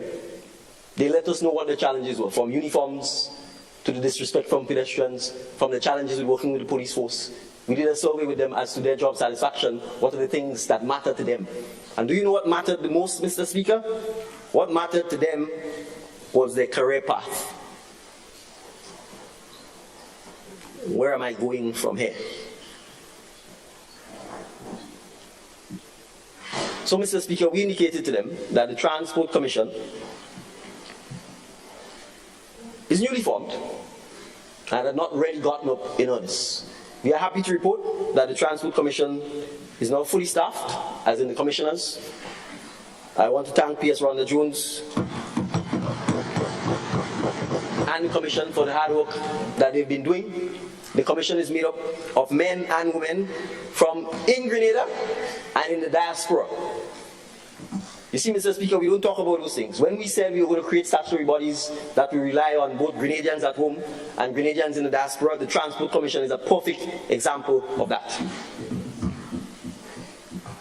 3 of the commissioners reside outside of Grenada. But they're on time, they're at their meetings, and they make some of the most significant contributions to the issues that the Commission has to address. So, Mr. Speaker, we have commissioned a study via the Caribbean Development Bank, and I'm happy to say that it was a study commissioned by the prior administration. We're happy to give credit. The draft report is in. It is a report that the public needs to see. It's a report we indicated to the Bus Owners Association, who we also met with, that we will share with them. Because, Mr. Speaker, the issue of public transportation in Grenada is one of the significant structural issues we need to address if this economy is going to take off. People cannot continue to buy vehicles, especially diesel and gas vehicles, and just run the roads. We will end up with gridlock. We already have it, Mr. Speaker. You can't get to work on time unless you start leaving an hour and a half before. You can't drop your kids at school. We have to address this challenge. There is nothing wrong with public transportation. All of us just run up to New York and jump on the train. Jump on the bus. Same thing in London. In developed countries, people don't drive private transportation. They take public transportation because you need mass transit, you need efficiency to get where you're going quickly. If all of us driving, one vehicle going down to St. George's, the traffic backing up from Calivini come down. That's the truth. If you drive on 730 Springs Main Road, the traffic backs all the way up to Woodlands. And it will get worse. So, Mr. Speaker, the Transport Commission recognizes that this is not just about bus routes and sticker license. As a state, we have to invest and partner with the bus owners to ensure that there is significant investment in the transportation system and that we reimagine public transport in Grenada. That will involve, Mr. Speaker, transitioning to renewable vehicles and electric vehicles. And so, Mr. Speaker, when we talk about our initiatives, we back that with policy and fiscal announcements. So you will observe, Mr. Speaker, that the Minister of Finance indicated in his budget presentation that we will waive all import customs tax duties on electric vehicles. And that the government will begin to lead by example by transitioning its fleet of gas and diesel vehicles to electric vehicles. This is just the start. Our school children. Grenada is a remarkable place sometimes, Mr. Speaker. Our school children go to school on public transportation. And we put them in buses with adults who could be drunk, who could be high, who could be smoking, who could be criminals. Completely at the mercy of adults on sometimes long and prolonged trips. We are not safeguarding the innocence of our children in a situation where from as early as 11 or 12 years, we put them in a confined space in public transportation where all manner of men and women have access to them. And we know, Mr. Speaker, and I understand the bus owners' challenge because, the price of the gas doesn't get cheaper if a child is sitting in the bus. The tire doesn't get cheaper. So we also understand many times because the fear for a child is less, they are sometimes reluctant to take the children, which creates another problem. So, Mr. Speaker, we have to address those issues in a systematic way. So we expect the Transport Commission, in association with the Bus Owners Association, in association with the government, in association with private sector investment, because if we want to transition to electric vehicles, Mr. Speaker, it will need the private sector to get involved. We need to create the infrastructure for electric vehicles. And technology, Mr. Speaker, is not waiting on us. It is not waiting on us. Electric vehicles are here.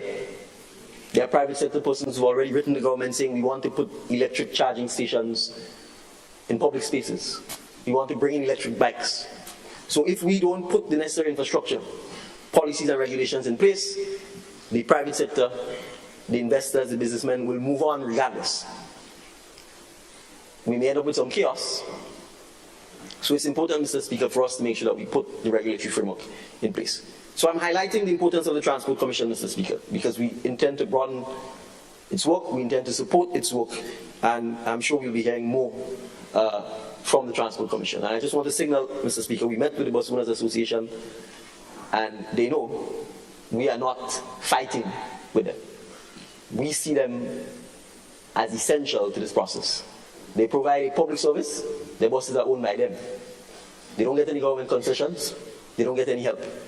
All of that is what fuels this dog-eat-dog approach to transportation. The market drives them not to run at night because they are making enough money. That's just the market, right? So we can't tell them you have to run at night. We don't own their buses. We don't give them concessions. So we're not in a position to impose conditions upon them. So we have to be able to work with them, Mr. Speaker, to make sure that we can get to a place where we are working together to solve the public transportation challenge that we have. Mr. Speaker, I want to speak briefly on the Immigration Department. Because again, these are departments that are, in a sense, unsung heroes. I want to thank Officer Joseph, who retired for his many years of service. And just so we know, Officer Joseph is the brother of the former MP for St. David, Oliver Joseph. So both brothers have served the public. I want to commend Officer Purcell and his team who are leading the Immigration Department. They are probably, Mr. Speaker, one of the departments that is leading in terms of the use of technology to begin to leverage greater and more efficient services to the public. So as you know, Mr. Speaker, they run immigration at our ports of entry.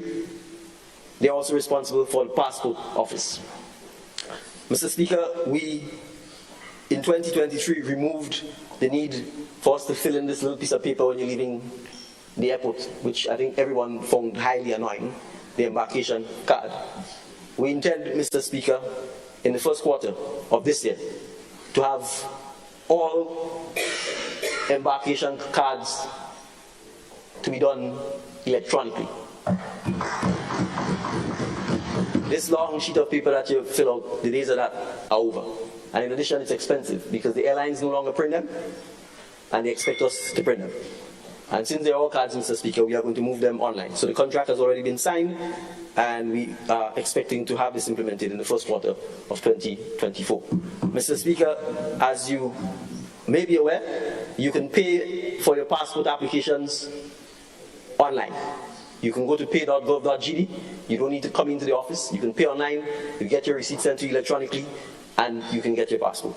Mr. Speaker, we intend to move the entire passport application process online. We have gotten Cabinet's approval for the renewal of the contract with CBN, Canadian Banknote, and they will be helping us from a technology process, Mr. Speaker, to lead that process.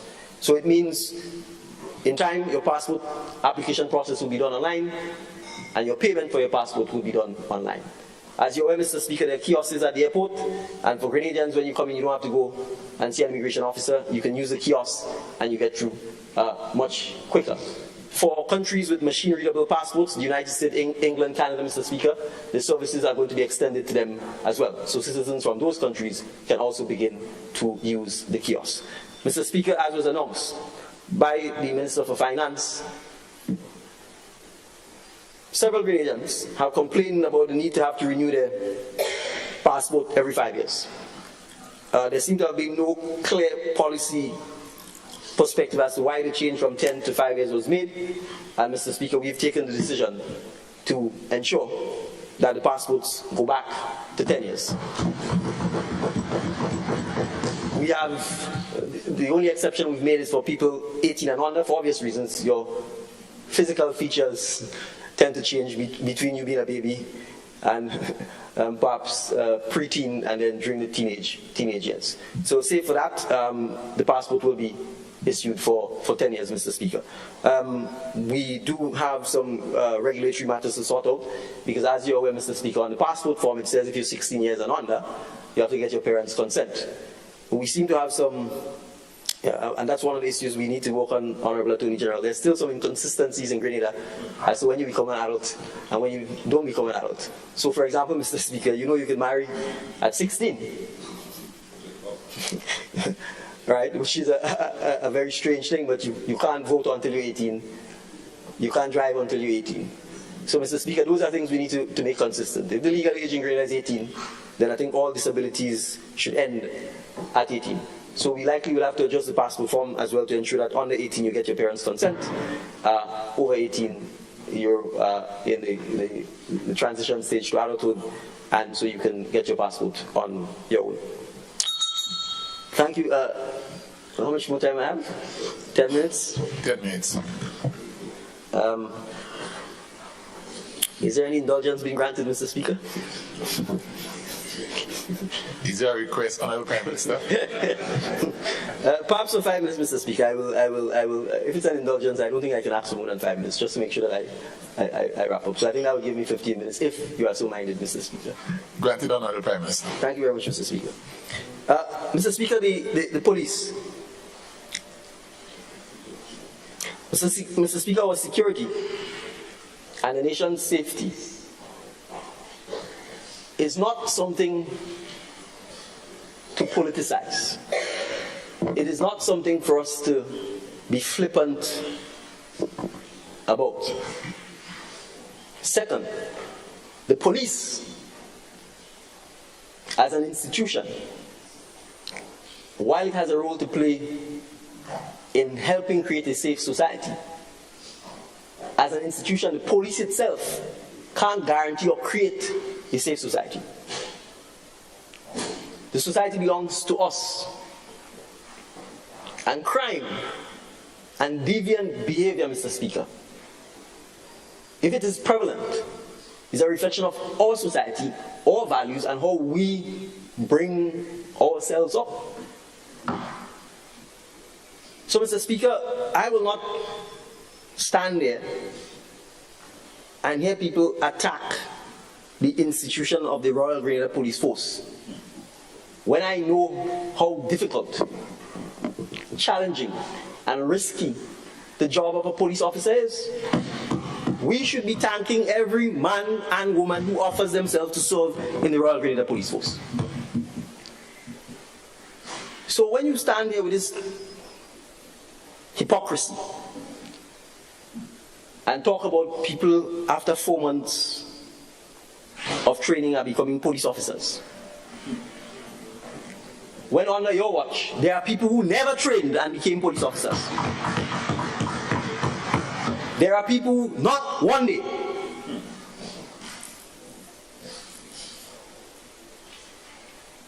never trained and they became police officers. So, all I would say, Mr. Speaker, is be careful with the kind of worms you want to open. The idea to paint the picture that the police force is demoralized, that the police stations are falling down, that they haven't been repaired. Well, under whose watch did it happen? Who told William Thompson, call him up in, what is called the place of Happy Hill, Shedda?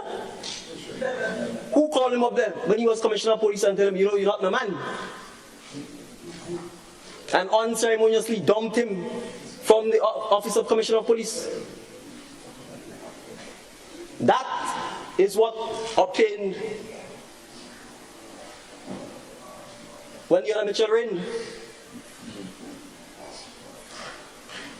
When Fitzroy Bideau was Commissioner of Police, let the police officers tell you what Fitzroy Bideau said. God bless his deceased soul. He, Fitzroy Bideau, is the 16th MP. And that they had to be loyal to that Mitchell. That's what you used to obtain with the Royal Grenadier Police Force. So, if after you see so much trouble and the constant intimidation, the lack of investment in our security apparatus, the failure to repair, I mean, you just have to drive around and watch the state of the police stations. They didn't happen in 2022 or 2023. They've been so for decades.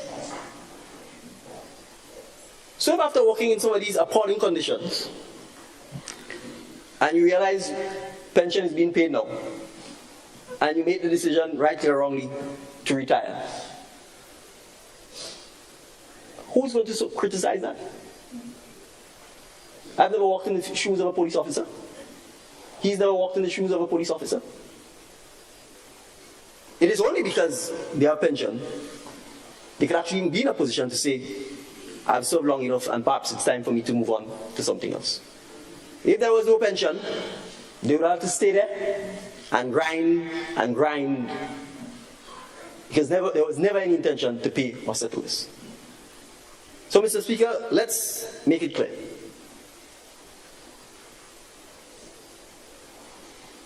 I have no interest in interfering with the Royal Grenadier Police Force. And I'm going to say what people doesn't want to say. There's an honorable MP here whose husband is a member of the Royal Grenadier Police Force.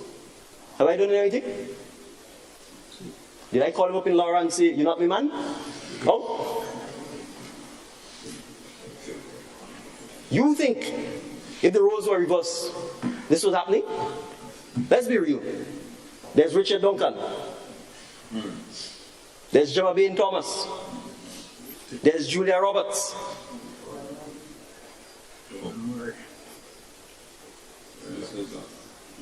Maybe the people 40 and under don't really know your track record. But those 40 over know it.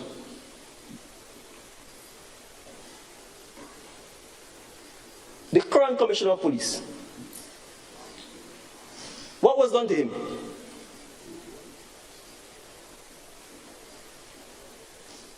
So let's get it clear. I'm a lawyer by profession. All my life I've interacted with police officers. I respect the hard work they do. I support them. And as Minister of National Security, I will do everything I can to encourage, support, and to help the Royal Grenadier Police Force to execute its mandate. I am not interested in the nitty-gritty of who gets promoted and who ain't get promoted. And that's for the hierarchy and the management of the Royal Grenadier Police Force and the Public Service Commission. I'm interested in the police officers working and doing their jobs, as difficult as it is. So, Mr. Speaker, we have said strategically the numbers are short according to the management of the police force. They need to recruit more police officers. We will support that.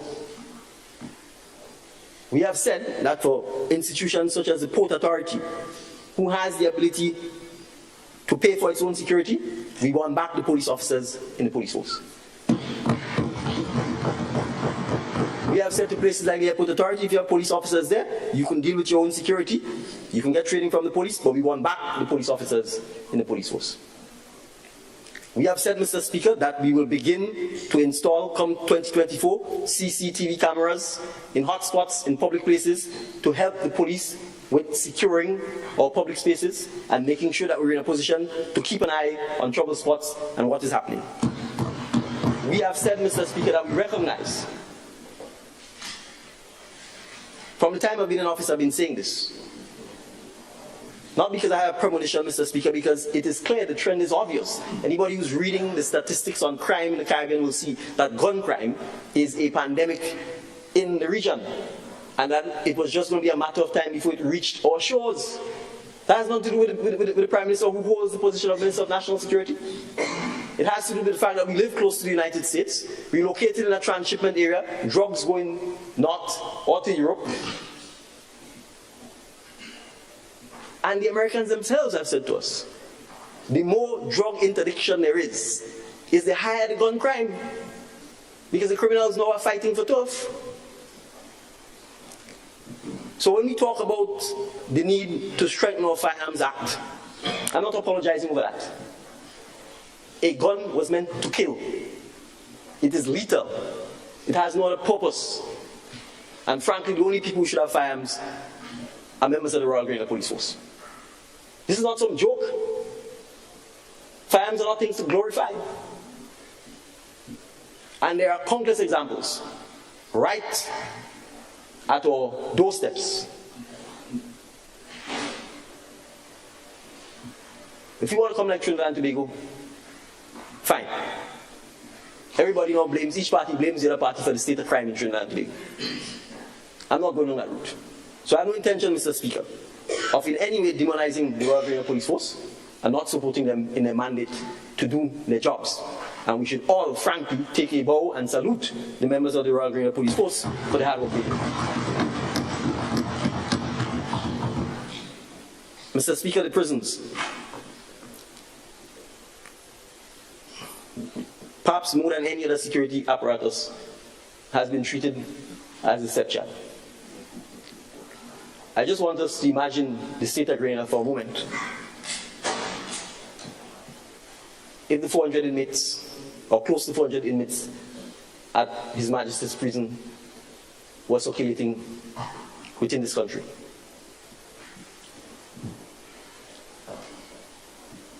So more than the police, Mr. Speaker, the prison officers are the ones whose lives every day are at stake. They're operating in a building that was built hundreds of years ago, not meant for the use it has been put over the last several hundred years. And the fact that we have close to 400 inmates is not something we should be proud of as a country. So, Mr. Speaker, as part of our long-term goal, we have to reduce the prison population. We have to have less people going to prison. More people going to prison is not a sign of development. It's a sign of retardation. And when the bulk of them are young and young men, it means our talent, a significant group of productive people, are not being productive.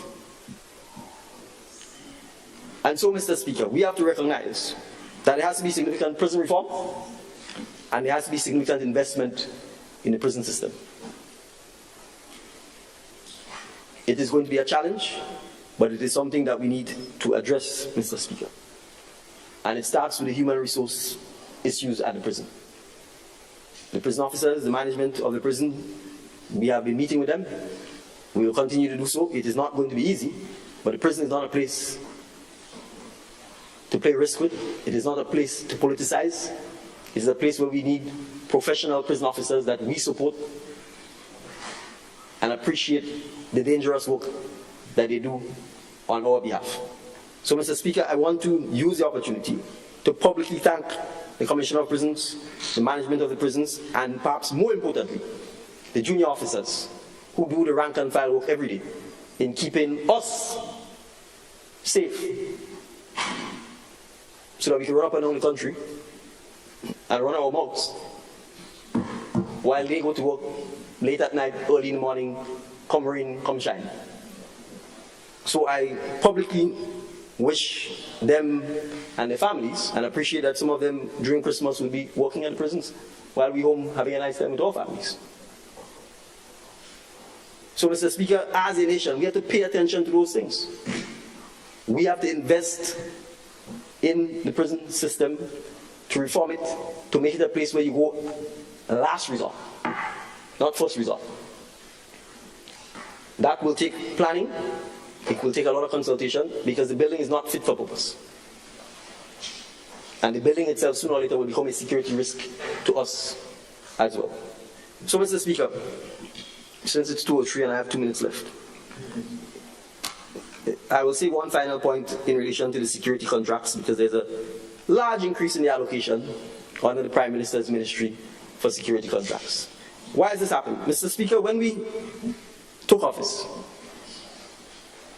we knew that there were private security contracts, meaning contracts given to contractors who traded security firms or individuals all over the place. Each ministry was issuing security contracts to different people all over, from tourism, housing, education, you name it. In some cases, people were being paid twice because different ministries paying them. There was nobody supervising this, nobody checking, nobody actually saying what's the cost of all of these things. People have contracts. If you go, you can't see them. I discovered, for example, there were contracts for several beaches. I discovered that when Nancy Maguire raised the fact that there was sand mining taking place in Hope. And then I was told there's supposed to be security officers there to prevent that from happening. I was like, really? Who has the contract? Then I was told it's either tourism or board of tourism. That's why I discovered there were security contracts for beaches in Grenada, not just Randans and BBC. Beaches in the countryside. I was like, really? But sand mining was taking place in Hope. Sand mining is taking place up the entire eastern seaboard.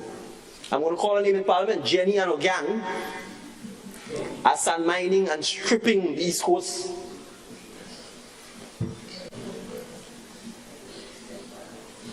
And the sea is coming in more and more. So, Mr. Speaker, I want to make the point. Is that? It's 2:05. I think that's the bell that says I need to sit. Well, so Mr. Speaker, I will say this. Thank you very much for the indulgence.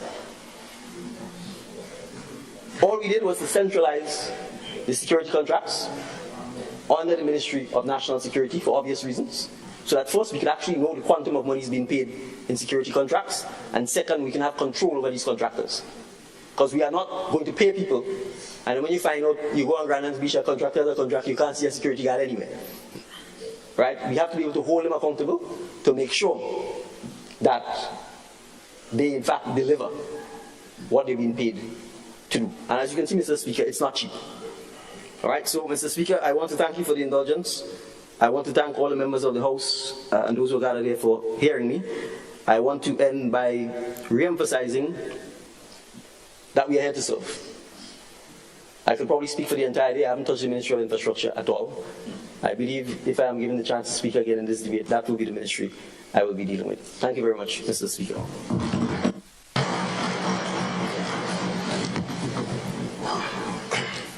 Thank you, Honourable Prime Minister, for your contribution to the budget debate.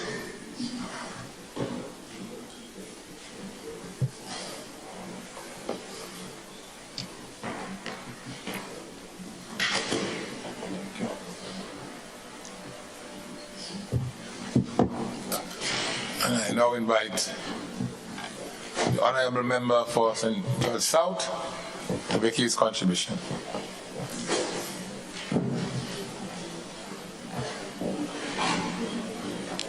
Mr. Speaker, I stand in support of the estimates of revenue and expenditure for 2024 as presented by our Minister of Finance, the Honorable Dennis Cornwall. Mr. Speaker, let me start by saying that he did a wonderful job. And I'm very proud of him and his staff. Mr. Speaker, I want to also thank the member or the members of our cabinet. And Mr. Speaker, I want to also thank the members of the opposition for the support. But Mr. Speaker, I was expecting to see 5. But Mr. Speaker, unfortunately, as we are accustomed through the year, we only seen 4. But Mr. Speaker, I want to start with a quote from the great Morris Bishop. It goes like this: we don't believe in presidents for life or elected leaders for life. We believe in service for life. And when you finish serve, get out of the way for others to serve.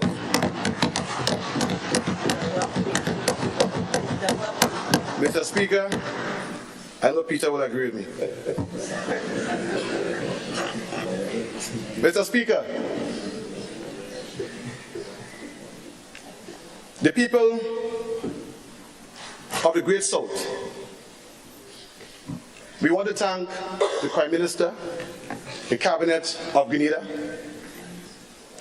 and the ministries, especially Legal Affairs, for fixing the mess that we had when it comes to the Kawanabe issue. Mr. Speaker, we also welcome the fact that Cameron Park will not be taken away from us. But we will not be getting liver also to add to the Cameron Park. Mr. Speaker, to the people of the Great South, I salute you. I honor you and renew my commitment to you. Without you, I would not be standing here today. Mr. Speaker, allow me to place on record my sincere recognition of the hard-working people of the entire St. George South constituency. To my constituents, I reassure you that your continued support of me and your confidence in me has enabled me to be standing here today to address this honorable House. In my capacity as parliamentary representative, I made every effort to serve you, my beloved constituents, with utmost sincerity, passion, and dedication. Mr. Speaker, sometimes I know my mother is concerned about me. Mr. Speaker, my colleagues express their concerns to Mr. Speaker because they say, Andy, you're always going. But Mr. Speaker, if you understand what we face, or what I face, you will understand my commitment to the people of the South. Mr. Speaker, the people of the South voted for me by a landslide. Although they were given money, they were given all sorts of bribes, all sorts of things, Mr. Speaker, they showed their support. And for that, I'm very thankful. Mr. Speaker, let's take a look at the community development outreach and mobilization of the constituency of St. George South. In the area of housing, we had over 200 approvals. Mr. Speaker, in the area of bathroom and toilet assistance, we had over 50 approvals. Mr. Speaker, we offered assistance to residents in various communities, widespread, from Woburn to Woodlands, to Cafe, to Gulf Coast, to Fenton Village, to Frequente, to Coffee Bow Hill, to Springs, Mr. Speaker. As a parliamentary representative and minister, Mr. Speaker, I pride myself on governing for the people. Under the Community Enhancement and Empowerment Program, I am proud of our accomplishments. Mr. Speaker, some of the activities we did again in the South included the Cadiz Bay garbage cleanup, the Pandy Beach cleanup, the Silver Sands garbage cleanup, the Wall Street drains cleanup, the Limes garbage and drain cleanup, Sugar Mill drain power wash, CK's bus stop cleanup, Coconut Beach garbage cleanup, Woburn Mangrove cleaning and restoration. Mr. Speaker, all this was done with the help of my constituents. Mr. Speaker, truth be told, there isn't a day that goes without me visiting my communities. I try to visit at least 4 days a week. And I know, along with my team, I have spearheaded the formation of community-based groups in various areas within the constituency. Mr. Speaker, numerous residents of the Great South receive assistance under the SEED program, as well as through housing assistance program. But Mr. Speaker, let me just say this. My journey began with support for the people long before I thought of entering the political arena. Many can attest to my helping hand whenever and wherever I could. In this regard, Mr. Speaker, in the constituency of South St. George, we can talk about the distribution of food supplies and other basic needs continued under the stewardship of the parliamentary representative. Mr. Speaker, let me just say that I am at my best whenever I'm helping to empower another human being. This is where I get my fulfillment, Mr. Speaker.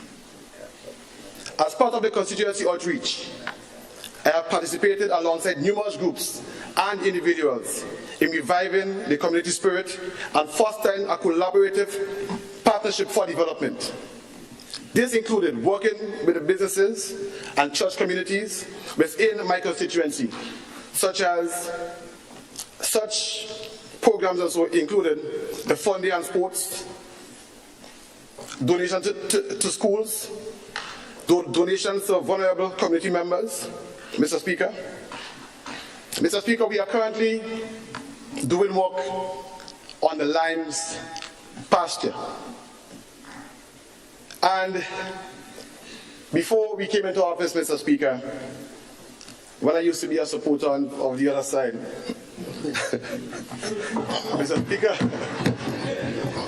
Mr. Speaker, whenever election is coming or is on its way, you see work is being done on the line playing field.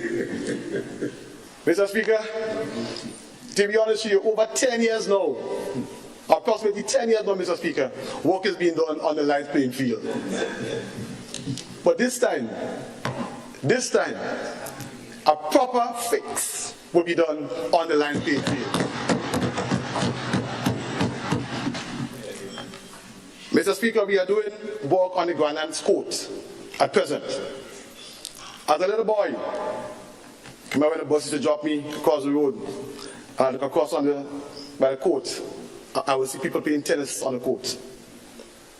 Mr. Speaker, as a little boy again, I will see we having basketball competition, netball on the court. Mr. Speaker, for years, the court has been deteriorating.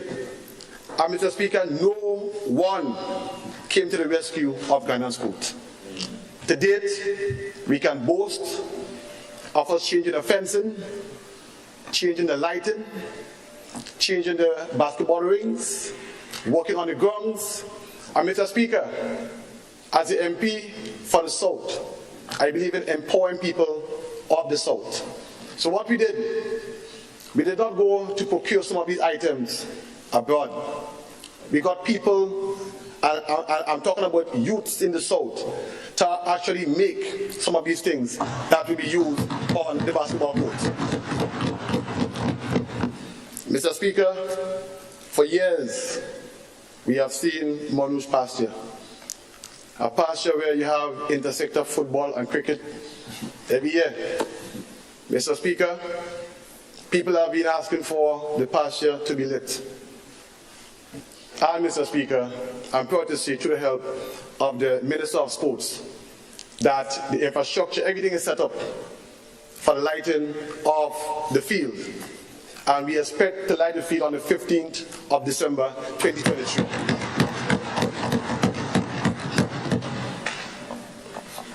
Mr. Speaker, when we're talking about lighting, let's talk about the lines. The lines pasture was lit last month. Mr. Speaker, Springs pasture, the infrastructure is there, and we expect it to be lit immediately after the Monrouge playing field. Mr. Speaker, we are currently doing work on various bypass roads in the south. And by this I mean there's a road that connects Golf Course to Callan Park to the back of Food Fair road there. We are approximately 80% complete with that road. We are currently working on connecting Golf Course again to the sugar factory, Mr. Speaker. We have started work on Guankai. And Mr. Speaker, again, we can talk about Guankai. Every time election come again, it's some kind of gimmick, and afterwards, it's just left to deteriorate. But Mr. Speaker, I'm here to tell the people of the South, election is not in 2023. Election is not in 2024. But we are working. We are working, Mr. Speaker. And we are not in the business of making gimmicks. Mr. Speaker, we have seen roads for over 30 years that was not touched. Mr. Speaker, I see my friend Peter is laughing. But let me tell him, Mr. Speaker, because when I speak, I don't just speak for speaking's sake, Mr. Speaker. Mr. Speaker, we had a Fenton Village Road, which for over 30 years was not touched. The people was asking for it, and not a thing was done. Mr. Speaker, you have a road in Calais again, when you go by the former Commissioner Clarkson. Mr. Speaker, it was said by the residents that one side was green, one side was another color, and because the side was another color, nothing was done. But Mr. Speaker, I'm proud to say that that road was dealt with, and the people of Frequency are happy for the road. Mr. Speaker, while I have the responsibility for the constituency of the Great South and the Ministry of Mobilization, Implementation and Transformation, I commit to meeting the needs of every Grenadian citizen. Mr. Speaker, we must always remember that our primary goal is to serve the people. Mr. Speaker, I want to support our Minister of Finance and our Prime Minister, and I welcome the MP allowance. And let me tell you why. Mr. Speaker, every time we go into our office on a Thursday, we have to work with extra money. Mr. Speaker, and I can tell you, not just me, but my colleagues also. Mr. Speaker, there was a time when I had no money left, and a gentleman came and asked me for $20 to buy lunch. Mr. Speaker, someone just dropped a bowl of oil on for me. Mr. I love you bowl of oil on. Mr. Speaker, I had nothing to give him, so I had to give him a plate of oil on. So now, and I like my belly. Mr. Speaker, so now we have some resources to work with. We can better serve the people of our constituency, Mr. Speaker, and that is why they place us there. Mr. Speaker, our decisions should be driven by a desire to improve the lives of citizens, particularly the most vulnerable among us. It is for this very reason that government remains relentless in our pursuit of equitable and inclusive growth, ensuring that no one is left behind. Mr. Speaker, I try to be an effective minister and a caring parliamentary representative. I am of the people and for the people, and I'm humbled to have been chosen by the people. Mr. Speaker, I take this responsibility very serious, and I call on the entire constituency to rally with me as we move the Great South forward. Mr. Speaker, I encourage everyone to get involved in the 50th anniversary activities and to contribute to the overall success of our beloved nation. One people, one journey, one future. Let us move up, up, up. Mr. Speaker,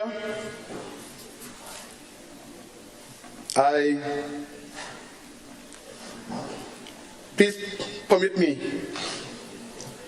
to remind this Honorable House, Mr. Speaker, and the nation about the reasons for the setting up of the Ministry of Mobilization, Implementation and Transformation. Permit me also to take liberty to thank the people of Grenada, Carriacou and Petite Martinique for electing this NDC administration to govern this country in keeping with our manifesto promises. Mr. Speaker, in plain and simple terms, my ministry, MIT, was established to speed up and bring greater efficiency to project implementation.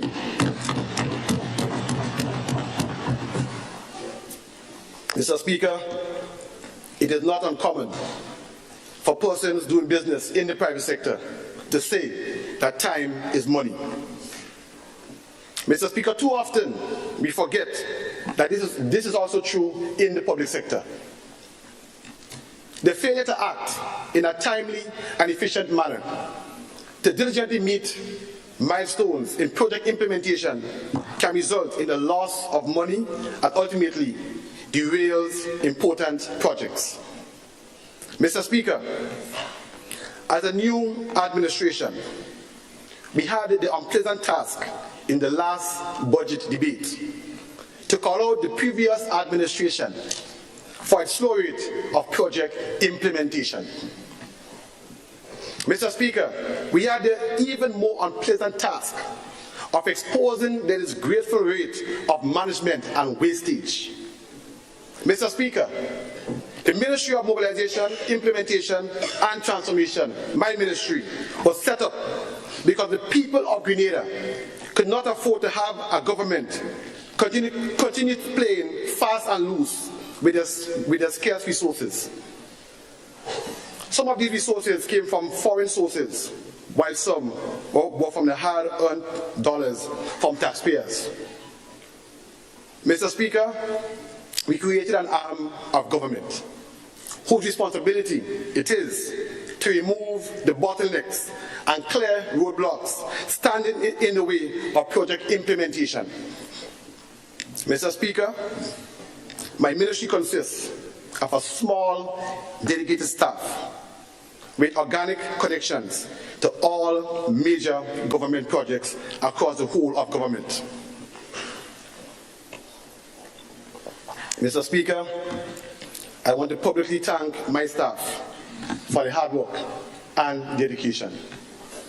Sometimes I am at the forefront and you see Andy, but Mr. Speaker, I have a hard-working staff behind me, both in the parliamentary office and at the ministry.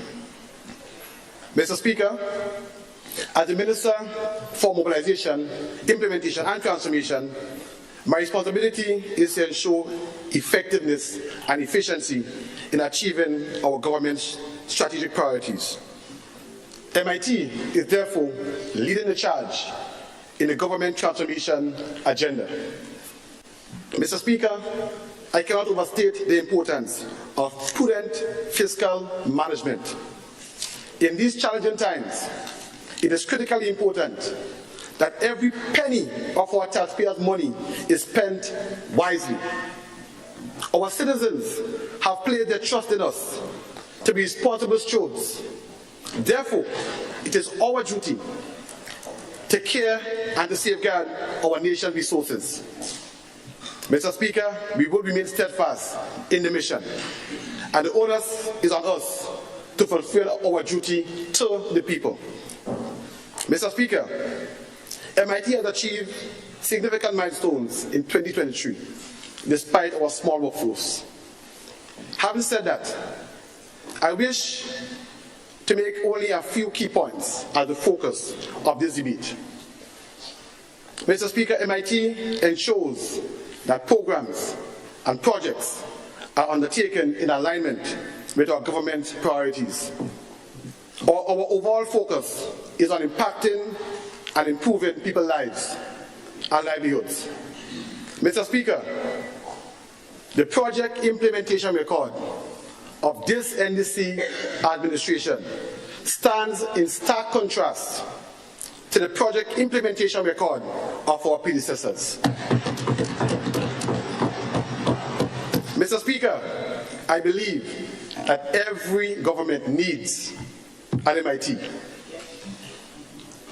Prior to this administration being in office, Mr. Speaker, our predecessors' excuse and their mantra was, this project is in the pipeline. Mr. Speaker, this is a pipeline. Mr. Speaker, that project is in the pipeline. Mr. Speaker, everything is in the pipeline. What pipeline? Mr. Speaker, CDB and World Bank funded projects had little or no implementation.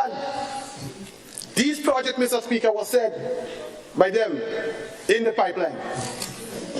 Mr. Speaker, I'm talking about grant funding, money that we didn't have to repay. Imagine that in the pipeline, Mr. Speaker. Mr. Speaker, what pipeline? Mr. Speaker, is it this pipeline?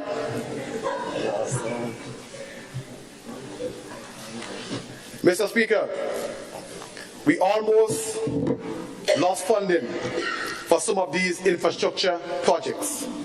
Case in point, take the UK SAFE grant funding. Imagine, Mr. Speaker, the sum of approximately $80 million was given to Grenada to roll out the Western Main Road Corridor Project and the Southern Water Expansion Project.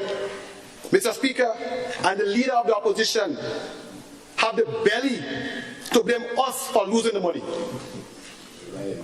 Mr. Speaker, in 2015, Dave Cameron visited Grenada. In 2016, the $80 million was made available to us. Mr. Speaker, let's look at the logic. If you give me $80 million in 2016, and in 2022 you take it back, how much money you spend in 6 months' time? Sorry, in 6 years' time? The answer is nothing. Nothing was spent.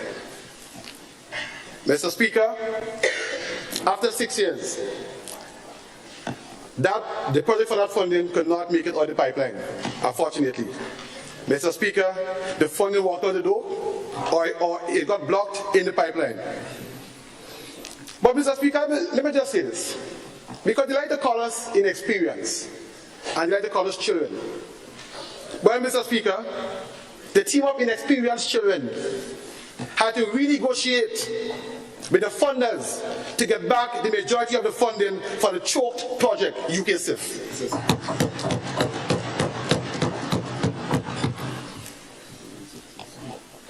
Something that the so-called veterans couldn't do.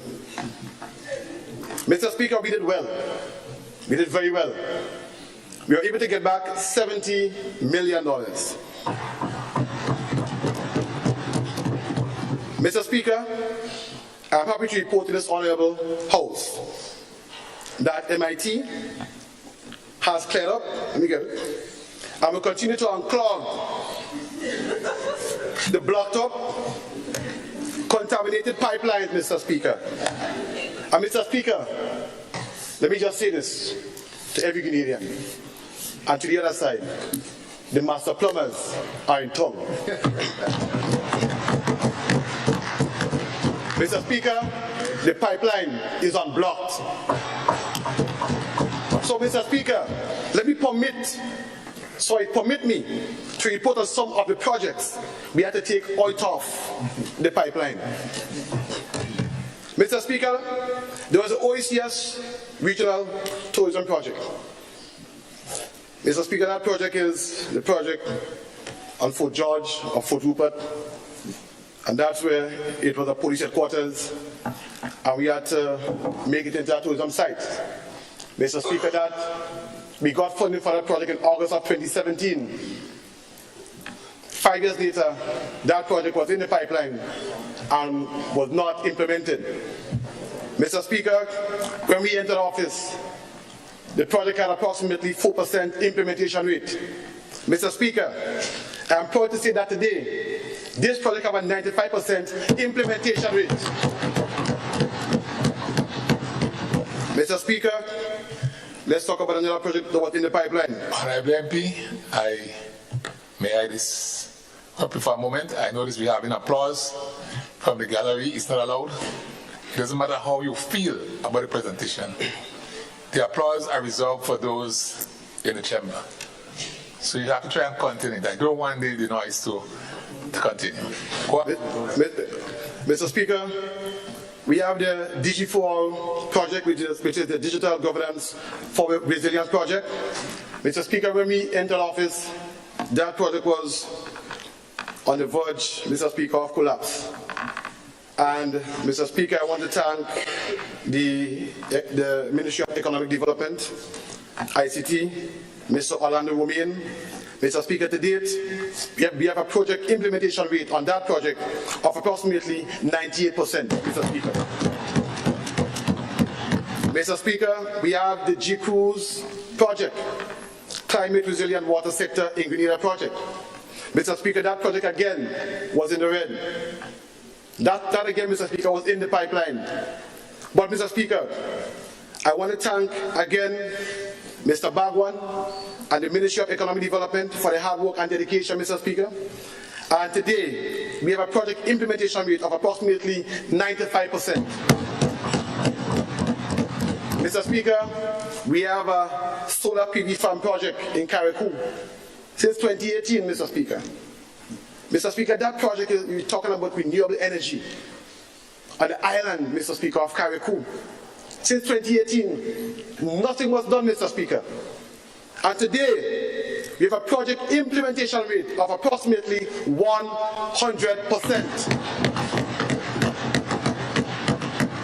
Mr. Speaker, all these things was in the pipeline. Mr. Speaker, we have the airport project, which was going at snail pace. Mr. Speaker, when we got the jet bridge, we saw all sorts of talks taking place.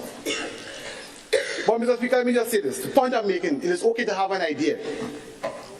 It is okay to have an idea. But Mr. Speaker, it needs implementation. Mr. Speaker, I can go on and on of projects that we took out of the dungeon, Mr. Speaker, and today they are being implemented. Mr. Speaker, the signature project of the Ministry of MIT is a Community Mobilization, Empowerment and Transformation Project. This project is ongoing and has a remarkable 95% implementation rate for its first phase. Mr. Speaker, some of us can only see black and white. We cannot see implementation. Mr. Speaker, activities under this phase of the project include tagging and pickup of derelict vehicles and boats. Mr. Speaker, over 1,000 plus vehicles were tagged and picked up throughout Grenada, Carriacou, and Petite Martinique. Mr. Speaker, cleanup and beautification is another component under the VTP, which has touched almost every parish, especially in the removal of derelicts. Mr. Speaker, another aspect of the project focuses on changing mindsets. MIT has rolled out numerous stakeholder engagements, training workshops, and social media outreaches, to name a few, with the aim of empowering citizens. Mr. Speaker, MIT continues to strengthen its commitment to budget transparency and accountability. We shall ensure that allocations are not just only disbursed, but also utilized as intended, providing maximum value for money, Mr. Speaker. MIT utilizes and improves monitoring and evaluation systems, coupled with clear reporting mechanism to hold all parties accountable for their actions. Mr. Speaker, MIT has a result-based management mechanism designed to achieve optimal results in key developmental areas. In 2024, MIT will expand its capacity to include even projects and programs beyond the scope of the public sector investment program. Through the CDB donor funding facility, MIT has procured a consultant for a period of 2 years to provide technical support and knowledge transfer, not only to MIT officers, but also to other ministries and departments within the public service. Mr. Speaker, I believe that now is the opportune time to provide this Honourable House with a status update of this NDC administration manifesto promises that are now your government's policies agenda. Mr. Speaker, the Minister of Finance on Monday mentioned some of these commitments. However, as the Minister for Implementation, I would like to reiterate the implementation of these promises. Mr. Speaker, if you read our manifesto, you will see we promise the payment of pension. Mr. Speaker, according to our Prime Minister, promise made, promise kept. Mr. Speaker, in our manifesto again, you will see us promising bi-monthly salary payment. Promise made, promise kept. Mr. Speaker, in our manifesto, we spoke about free education up to TAMCC and Euro. Promise made, promise kept. Mr. Speaker, we spoke about launching a spice replanting program, thanks to the Minister of Agriculture. Promise made, promise kept.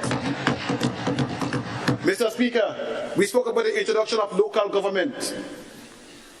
Promise made, promise kept. Mr. Speaker, we talk about establishing a creative economy. Thanks to Mr. Orlando Romain and the Ministry of Economic Development. Promise made, promise kept. Mr. Speaker, we spoke about enhancing social safety nets. And Mr. Speaker, when we do that, we're not just giving a campaign gimmick. When we say one thing, but on the budget, we do another. And Mr. Speaker, I will let Mr. Gloria Thomas expand on that in her presentation. But again, promise made, promise kept, Mr. Speaker. Mr. Speaker, from the manifesto promises, we are only in office 1.5 years. Only 1.5. But we have already completed approximately 65% of our promises, Mr. Speaker.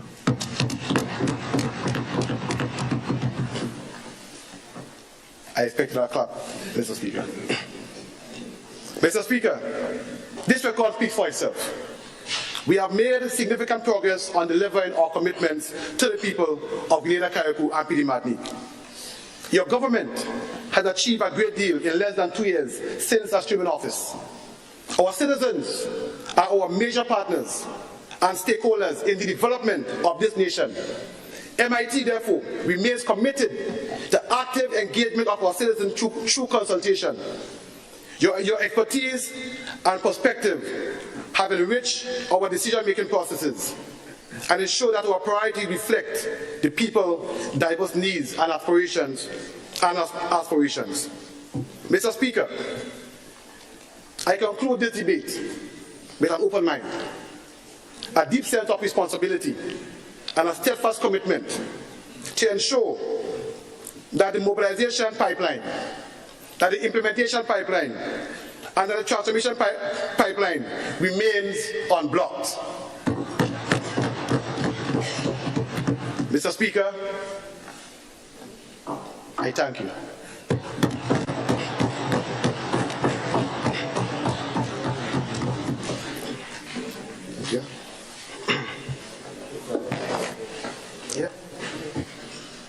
Thank you too, Honorable MP for South St. George, for your contribution to the debate. And I now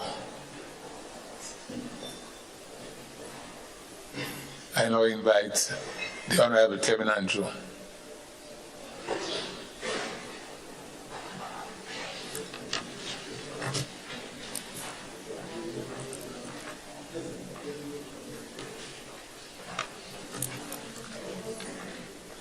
No.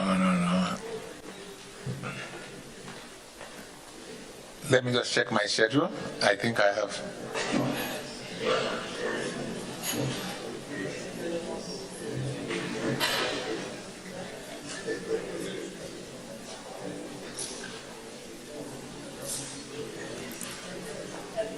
Stephen.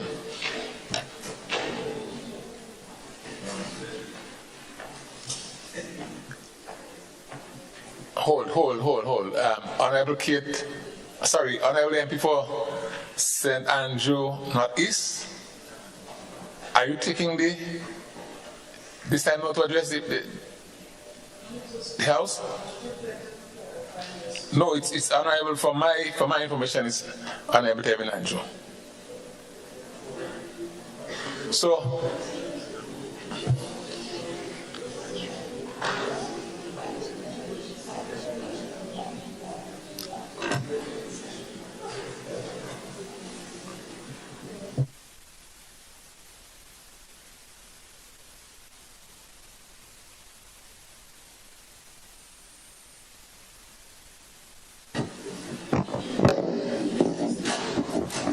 thank you very much, Mr. Speaker. And let me start by congratulating the Minister for Finance and the team at the Ministry of Finance for an excellent job on Budget 2024. Mr. Speaker, Carriacou and Petite Martinique. You know, my presentation will be a bit short because, you know, if I talk about the constituency, I'm talking about the ministry. If I talk about the ministry, I'm talking about the constituency. Local government. We are talking about we want our own flag and we want our own government. I just want to make that clear. But Mr. Speaker, before I begin my presentation, I would like to express my deepest appreciation to the people of Carriacou and Petite Martinique who continues to show their support and confidence in me, and thank them for their continued commitment in working along with me and this administration so that we can take Petite Martinique and Carriacou, and by extension Grenada, to higher heights. I want to acknowledge my parliamentary staff and the team that came down, that braved the weather. They came from overseas, Mr. Speaker, to be here. So my staff at the parliamentary office, my staff at the ministry, I'm not sure if my permanent secretary is here, but the staff, right, the staff is here. So, Mr. Speaker, I also want to acknowledge the business community of Carriacou and Petite Martinique for their continued support and assistance towards the development of Carriacou and Petite Martinique. And let me start off by thanking Citizen Trevor Kent and Citizen Leo Joseph. It has already been recorded, but I'll repeat it again, that they assisted in paying for a feasibility study for the port or the jetty in Hillsborough. Many of you may or may not know, Hillsborough was the main port of entry for Carriacou, and for some strange reason, the former administration made the decision to move the port operations from Hillsborough and into Tyrrell Bay, Harveyville. As a result of that, Mr. Speaker, the town of Hillsborough has never really recovered economically. There's been really a ghost town. And one of the things that we have promised with the business community is to try our best to somewhat revitalize economic activities in the town of Hillsborough. But in addition to that, Mr. Speaker, a number of people are affected, especially the people of Petite Martinique, having to come out all the way from Petite Martinique overseas and go all the way to Tyrrell Bay to either get the Osprey or to do their whatever transactions all the way down to Hillsborough, to Harveyville. So a number of people are affected as a result of this move. And the business community has led the charge in working along with us to try and bring a solution to that problem. The government has already started discussions, and I'm extremely happy and excited about some of the announcements that we will be making in the not too distant future. But the business community of Hillsborough and the people of Petite Martinique and Carriacou can rest assured that we are well aware of the problem and that steps are being made to resolve this long-standing issue, because we are about putting the people first. Mr. Speaker, I don't know, you haven't been to Carriacou in a little while.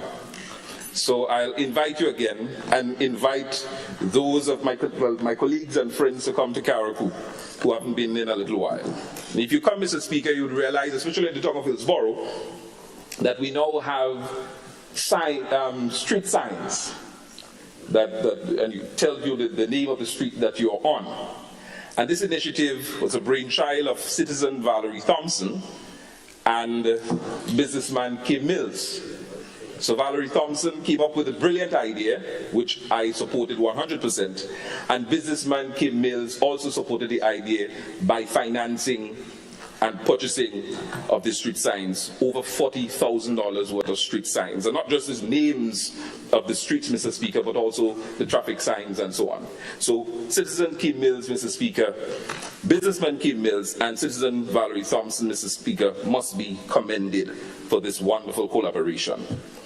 Mr. Speaker, I also want to acknowledge and commend businesswoman Alison Caton for the wonderful initiative of purchasing, and of course the Ministry of Carriacou and Petit Matic is working along with her in erecting the welcome signs to the various villages throughout Carriacou and Petit Matic. Again, a commendable gesture by the business community in Carriacou, Mr. Speaker. It goes to show that the business community in Carriacou and Petit Matic has full confidence in the government and is partnering with government, Mr. Speaker, to bring about some of the much needed changes that we all want to see.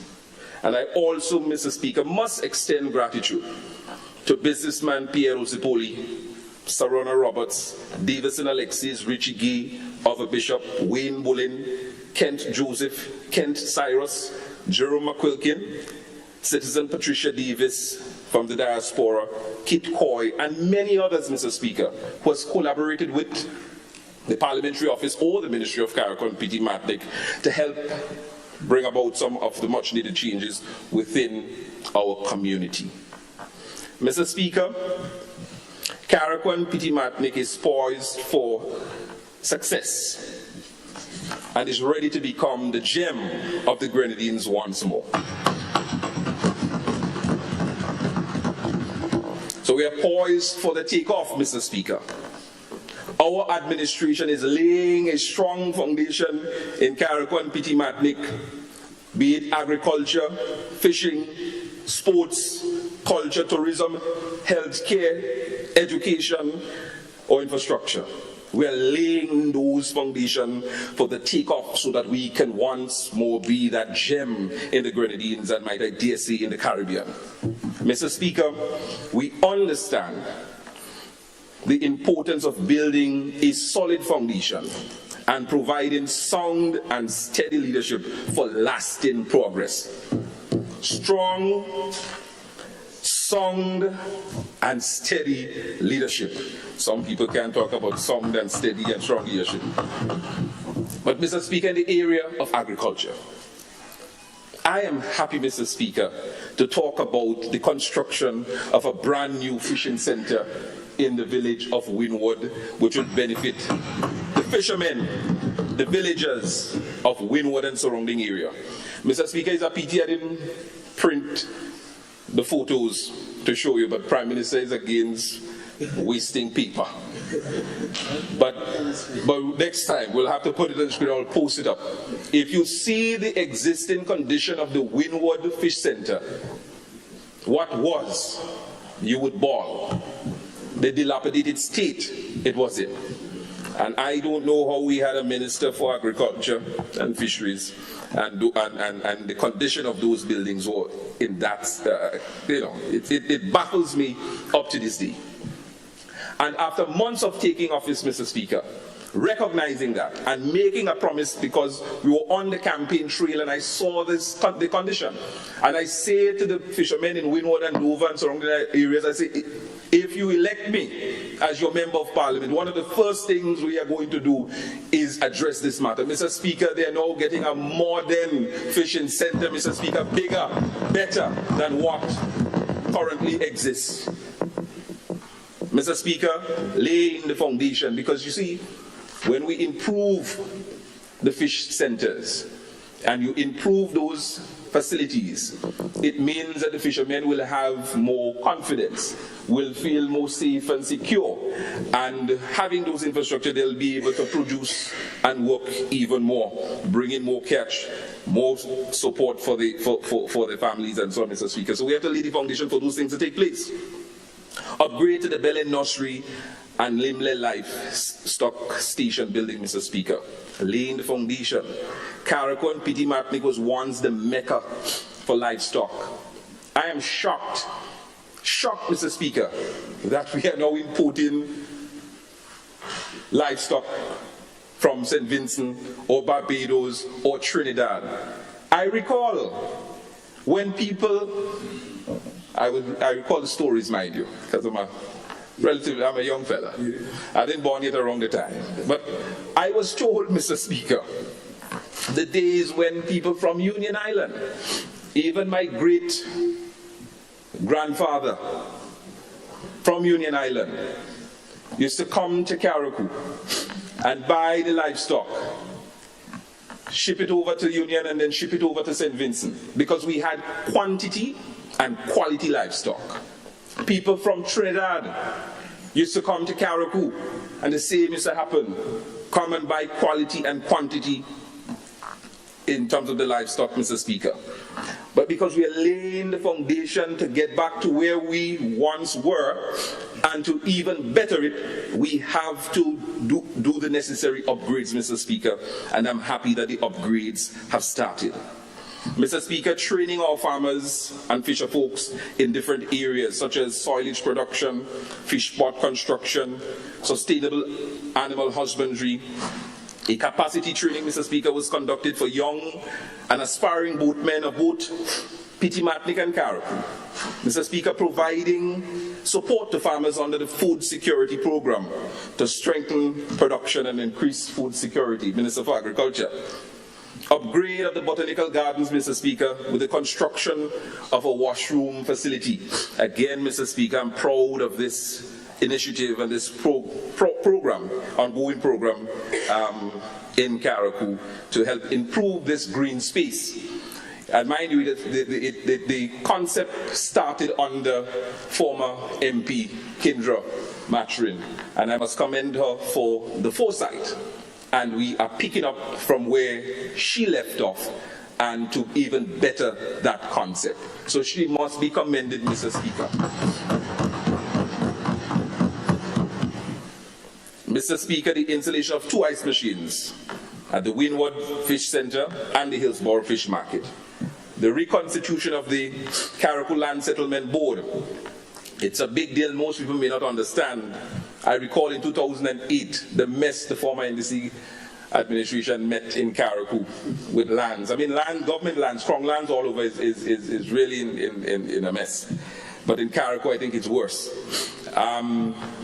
There were people who were given, several people given the same piece of crown lands.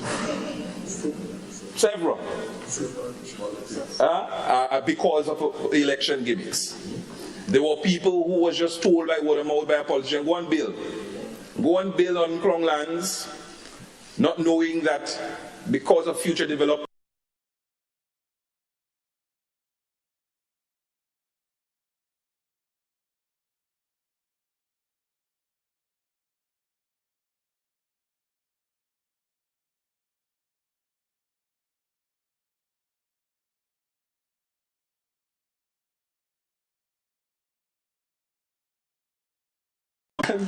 so if you have to think about the expansion, you have to be thinking about relocation. And I'm saying several studies that was done before, and the expert warned the MPs and ministers before, don't issue or give permission to build houses in those areas. They didn't pay attention to the experts or the surveys, and they encouraged people to go build.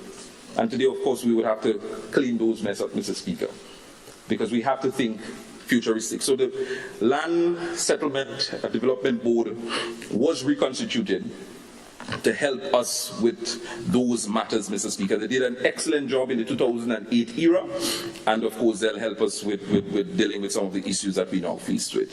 Mr. Speaker, the reintroduction of animal health services and the provision of a veterinary officer or veterinarian office. Mr. Speaker, again laying the foundation, taking into consideration that we want to get back to the era of where we had quality livestock. We can't have it if we don't lay those foundations. So certainly not having a veterinarian within the Ministry of Agriculture to help provide support to our farmers, our livestock farmers, and even our own farm proved to be futile. And as a result of that, coming in, recognizing the importance of where we want to take livestock, the livestock industry in Carriacou, we decided to hire a full-time veterinarian, Mr. Speaker. And for that, I'm extremely happy, Mr. Speaker. So to the Ministry of Agriculture, the Permanent Secretary, the Minister of Agriculture, thank you very much for supporting Carriacou and Petit Matnik. We really appreciate it, and we expect even more come 2023. And I'm happy that the budget for 2024, and I'm happy that the budget for agriculture for Carriacou and Petit Matnik has also increased. So thank you, Minister for Finance, for that. In the area of sports, Mr. Speaker, I'm happy to announce. You know, my good friend, everybody know now that me and Mr. Speaker, through you, me and the Honorable,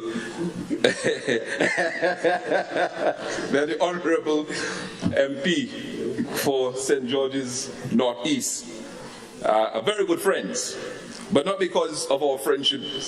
We're getting a lot of things done sport-wise in Carriacou, but because he is genuinely he's trying to be a very good minister, and he's doing an excellent job so far. So, Minister, take a bow. So the upgrade to the Dover playing field. Mr. Speaker, let me tell you something. The Dover playing field has been in a dilapidated state for a number of years. There's a school, the Dover Government School, that is nearby to the playing field. Back in the days, the school had the sporting activities at the playing field.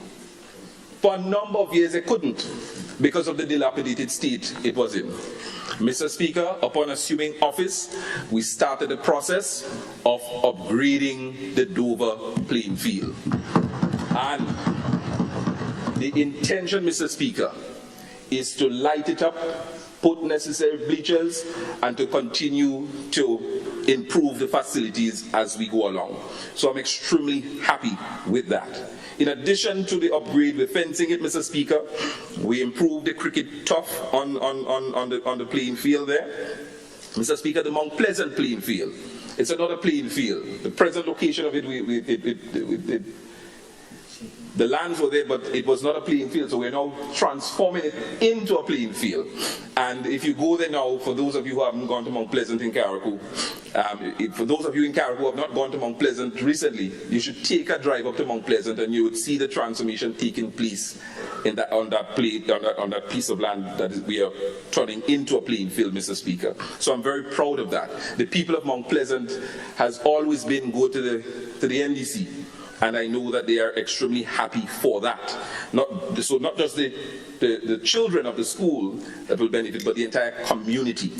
Mr. Speaker, there are several things that we've done in the ministry in sports related in Carriacou, but I thought it was important for me to also recognize the students that we are supporting as a ministry, as a parliamentary office.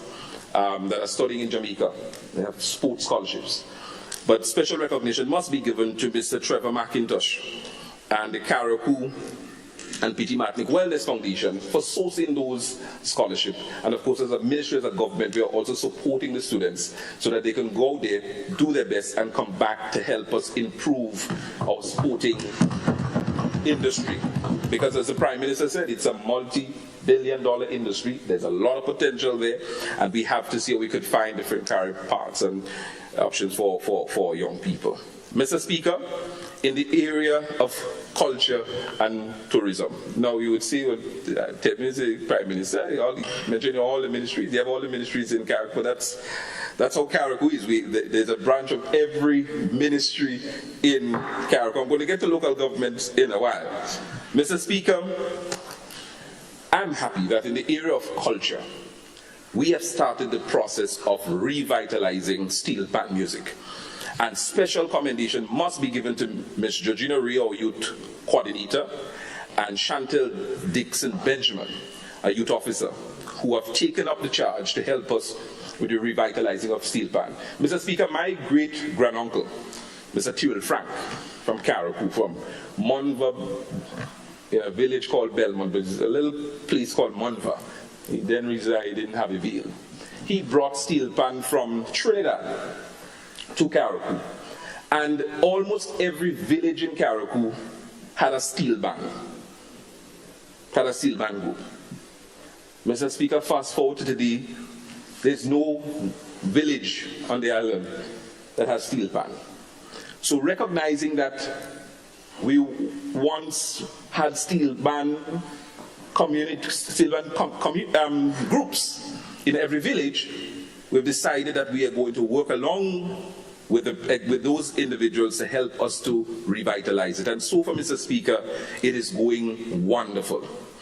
And I think we must be commended for that. Also, the Ministry of Youth has assisted us in some ways to help us with the revitalization. So thank you again, Minister for Youth and Culture, for that, for the support. Mr. Speaker, teaching of string band music, as everybody knows, when you come to Carrick, you look forward to the sweet sound of string band music. Of course, Mr. Speaker, the tradition is dying because the support is not there. I'm happy, Mr. Speaker, to announce that the Ministry of Carrick and Petit Martinique and the Greater Lotteries Authority has partnered together to try our best to revitalize string band music in our schools. So we are working with the community and with the school, with the youngsters in the community to help teach them string band music so that the culture remain alive and well, Mr. Speaker. Mr. Speaker, more support has been given to our festivals. And I want to say this, Mr. Speaker, because this, I see the Minister for Youth laughing, I know why he's laughing. More support and increase for festivals in Carriacou. I make no apology saying this. This is the first administration that has demonstrated its commitment, not only by words, but by action, has demonstrated that we are going to put our money where our mouth is to give the necessary subventions to our cultural heritage and festivals in Carriacou and Petit Martinique. All festivals on the island got an increase in subventions. All, Mr. Speaker. Because why? We understand the impact of the festivals and traditions. We understand it. And as a result of that, we are investing more and more in our culture and our heritage and in our people.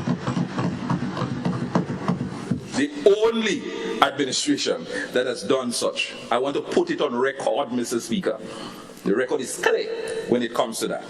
And if anybody else have another narrative, well, we'll have a conversation after. I know my good friend from St. Mark's, Mr. Speaker, likes to talk about Carriacou and Petit Martinique, so I'm waiting with bated breath, waiting to hear what she has to say, Mr. Speaker.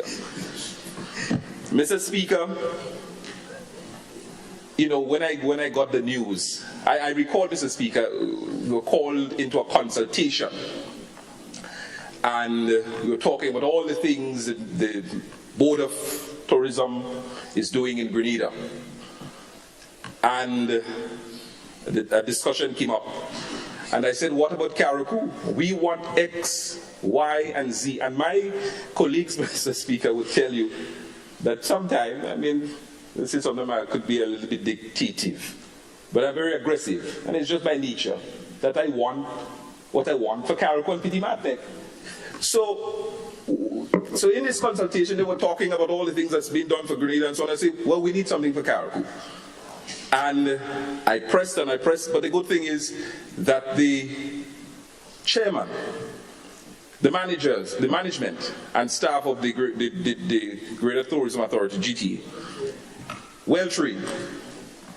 Well, I mean, we trained the chairman. I think the Minister of Finance was saying that there was a training for chairman, so the chairman was well trained because of our initiative. And we selected the chairman. I just want to mention that. And the Prime Minister taught the chairman in school too. So he was well trained.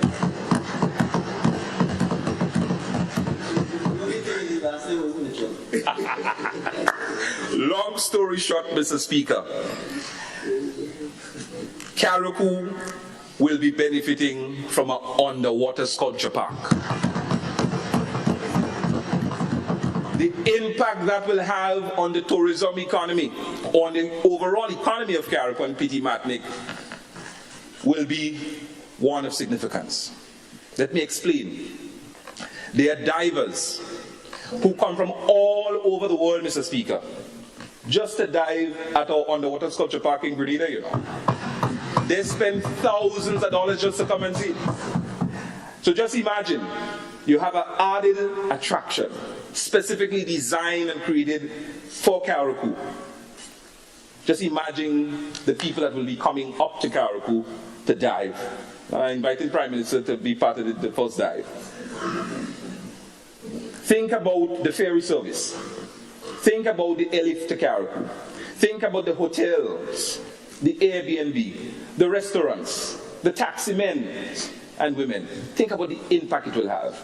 So this investment is one that is necessary, that is transformative, that is boots on the ground, that is putting Carriacou and Petit Martinique first. So when the Prime Minister, Mr. Speaker, spoke about Petit Martinique and Carriacou, when he mentioned Petit Martinique and Carriacou before mentioning Grenada, he knew what he was doing. He knew what he was doing. Because if you look at the level of investment that is taking place in Carriacou and Petit Martinique today, compared to years ago, you can't compare the two. Carriacou and Petit Martinique is getting the attention it deserves. Mr. Prime Minister, you want more, you know. But we're getting the attention we deserve. And mind you, there are some more big announcements that we'll be making in short order.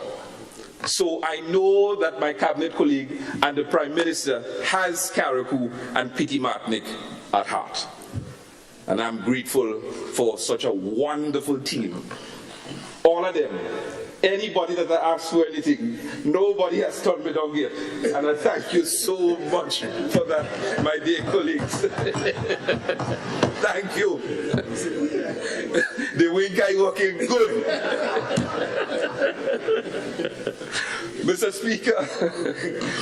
Speaker, this year, for the first time, Carriacou will be experiencing an increase in cruise ship arrival. Next year will be even greater. So again, think about the benefits that is going to derive as a result of those investments and so we are grateful. Mr. Speaker, not staying too long, moving on to healthcare. And the Minister for Health, Mr. Speaker, has been generous to Carriacou and Petit Martinique. I must mention that the Ministry of Health received a grant of US $200,000. And out of the $200,000, Mr. Speaker,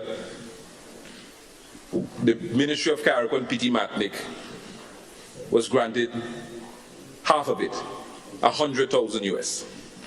With that, Mr. Speaker, work has been done on renovating the Princess Royal Hospital's kitchen. And probably I should elaborate a little bit more. Work was done on upgrading the hospital in general, but for some reason work was not done to upgrade the kitchen. The kitchen remained in a dilapidated state. So upon getting into office and seeing this condition of the kitchen, in getting in and seeing the condition of the kitchen, Mr. Speaker, we decided that we need to upgrade it and renovate it. And I want to commend the Minister for Health for putting his money where his mouth is as well. Mr. Speaker, I think it was last week or week before, I had to address a concern that I heard on the political platform by my good friend, President Marks, my good friend, talking about dental service in Petit Martinique, and that there's no dentist visiting Petit Martinique and all of that. And the fact is that the dentists do visit Petit Martinique. The truth is the dentist just can't operate. Because if you don't have the facility, you can't operate. You have a chair that is 30 years old.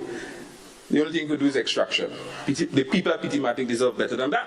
And as a result of that, Mr. Speaker, as I reported to the House, we purchased 2 dental units, thanks to the Minister and Ministry of Health. Those units are on the port in Carrick. When I believe in a matter of days or so, it will be set up by the biotech team, and we'll distribute 1 to Petit Martinique, 1 to Carriacou, to help improve the quality of dental service in Carriacou and Petit Martinique, Mr. Speaker. Mr. Speaker, in addition to that, we've also lobbied for and received over $100,000 worth of medical supplies, and it was donated to our Princess Royal Hospital and various clinics throughout Carriacou, Petit Martinique included. And I must say, Mr. Speaker, that this year, and I'm sure P.S. Williams will also agree, that I've been out of all the ministries. I think the Ministry of Health has been one of the ministries that has given us greater or better collaboration in terms of how we work together. So I must commend the Minister for Health and his prominent secretaries for working along with us in ensuring that we get the things that we need. Education. Mr. Speaker, you know the challenge that the people of Carriacou and Petit Martinique face. It's unfortunate, you know, but we're going to improve it. We're a year and a half old, so we can't do everything once. I appreciate that, but with time, we're going to improve it. It's unfortunate that our T.A. Marshall Community College campus is limited in what we offer. It's unfortunate. And as a result of that, a number of the students, because of the limited areas that have been offered at the campus in Carriacou, have to come down to Grenada. As a result of that, they have to find accommodation, the food, the added expense compared to that of a child from Grenada. So when I come here, or I come in cabinet, or I go anywhere, and I agitate and advocate for Carriacou and Petit Martinique, understand the reason for the agitation and the aggression and the passion is because we are different. And what we face, you don't face. And you would not understand it because you don't go through what we go through. So the parents have to put out a lot of money to get their children to Grenada. They don't only have to think about the transportation, but the accommodation and everything that goes with it. The Ministry of Carriacou and Petit Martinique has been supporting a number of students as a result of making it easier for them. And I commend the government. Again, we must commend ourselves, and I think the public needs to commend us with the free tuition, which has assisted a great deal, a number of people from Carriacou, Petit Martinique, and across the Tri-Island State, Mr. Speaker. In addition to that, Mr. Speaker, tying in health with education, recognizing we don't have the medical experts on the island to deal with some of the things that we want to see. I would like to see a lab in Carriacou so that we no longer send our blood to Grenada via the Osprey or the plane. But we have no lab technicians in Carriacou. So one of the things that we've been doing is trying to advocate to young people to go and study in those areas. And Mr. Speaker, the good thing is that we've managed to find 4 young people who are now on scholarship, thanks to the Ministry of Education and the Ministry of Character and Pity Matnick for out studying. And there are several others that are out. I think when you combine the total list together, PSC, we're looking at probably almost 17 or 18 students, or even way more than that, that we are supporting out there. And the intention is to increase the numbers, Mr. Speaker. So as I often tell people, the issue is not that we can't get the medical equipment, you know. The issue is that we don't have the trained people, the HR, the manpower, to get the job done. So my vision, our vision for Carriacou and Pity Matnick is that in the next 5 years, we don't send our blood to Grenada, we'll be able to do our own thing in Carriacou, which will help with the diagnosis of many of the diseases and so on before patients are transferred to Grenada, and limit as well the patient transfer to Grenada. So there's a lot of work to do. And Mr. Speaker, so through education, that's some of the things that we're doing, and of course it's helping improve things on the island. Infrastructure. The construction of a ministerial complex. The first phase and design and assessment, all of that has been done. So come 2024, Mr. Speaker, even though there are some people that think it's too big for Carriacou and Pity Matnick, we're getting a ministerial complex come next year. I'll drink some water on that. So all the work has been put in. So the Ministry of Infrastructure just have to accelerate and give us a ministerial complex. That has been in the budget, Mr. Speaker. Mr. Speaker, for years, you know. Since 2008, there's a line item in the budget for Carriacou and Pity Matnick, Carriacou Ministerial Complex. Every year, the same thing. This administration, what we have done is to put in all the necessary work. So the drawings, the bill of quantity, all of those things have been done. So next year, as I said, the Ministry of Infrastructure just has to accelerate to ensure we get the ministerial complex in Carriacou. We have over 7 or so divisions spread across Carriacou and Pity Matnick. Just imagine that glorious day when the staff could come into one building, so that the public, we can serve the public better, and they can have a little bit more satisfaction, and the workers can feel a little bit more together. And hopefully, with the workers coming together, we would have more productivity coming very soon. So, Ministry of Infrastructure, I'm just putting you on notice, that's all. Widening of the corners and intersections, and reconstructions of sidewalks in and around Hillsborough. Now, if you've been in Hillsborough probably last year or year before, and you go into Hillsborough today, in and around the town, you would see the vast improvement. We ain't talking about the sidewalks like what they in Grenville, you know. We're talking proper thing that was built by proper contractors in Carriacou and Pity Matnick. Mr. Speaker, and I mean the drains and the roads and all that. I mean, you could talk about all of what we've done, whether it's the Bele Hospital road that we're doing, Upper Lawrencetown, Lower Lawrencetown, Montgelou, Mont Desire, Prospicol, Madam Payne, Pity Matnick, and I can go on and on with the roads that we've built, roads that we're going to build. Hundreds of feet of road, thousands of feet of road that we have done so far, Mr. Speaker. And I'm proud of that. But of course, that's what you elected us to do. So I'm not doing anybody a favor, but I thought it's important that we highlight some of the things that we are doing, and we will continue to do the necessary work which will benefit the people of Carriacou and Pity Matnick. One of the things that is a good highlight for us as well in Carriacou and Pity Matnick, I mentioned it here before, but I'll mention it again, because a lot of work went in to get it.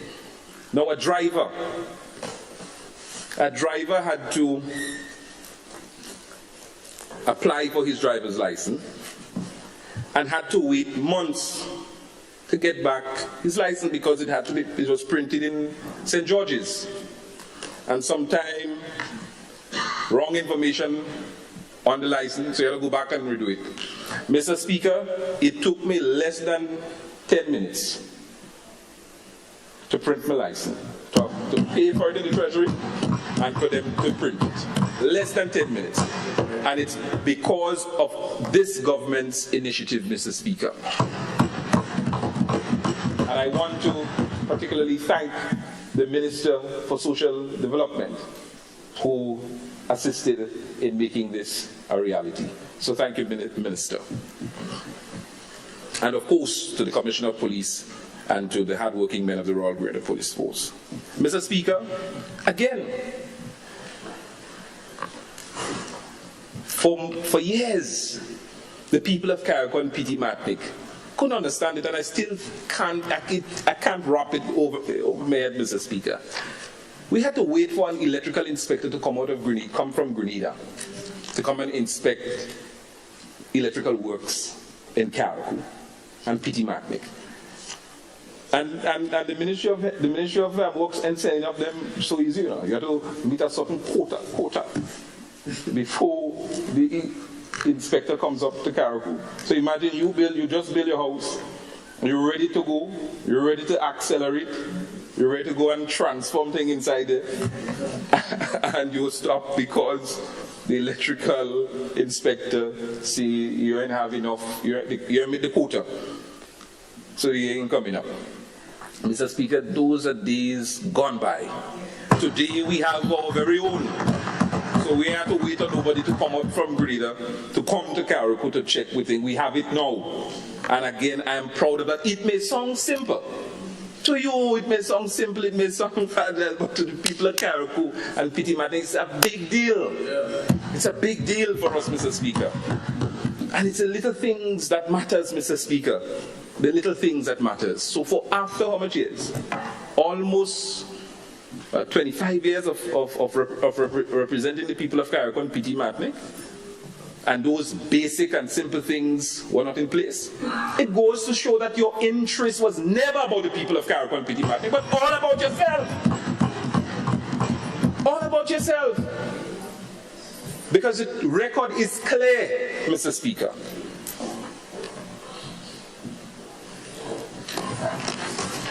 What are we looking forward to?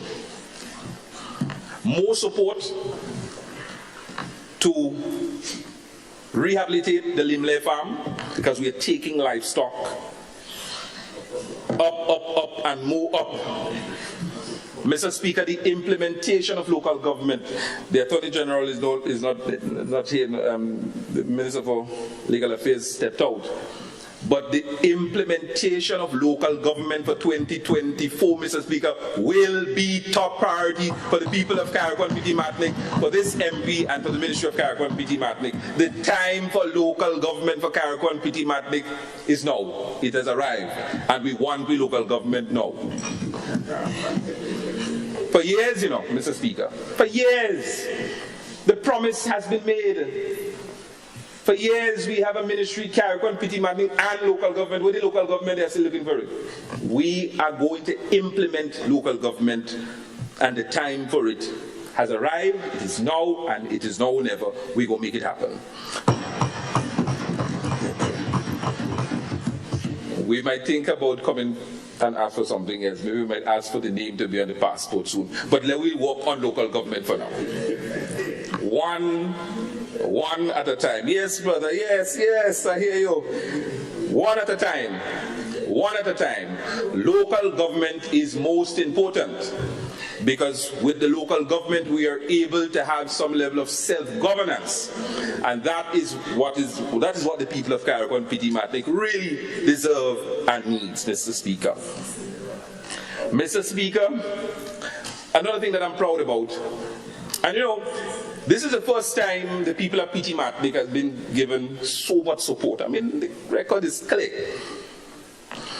But what we're doing for the 2024 budget is building a commune building in Windward, next to the Windward Jetty, so that the people that are coming from Petit Martinique will have an area to shelter the elements.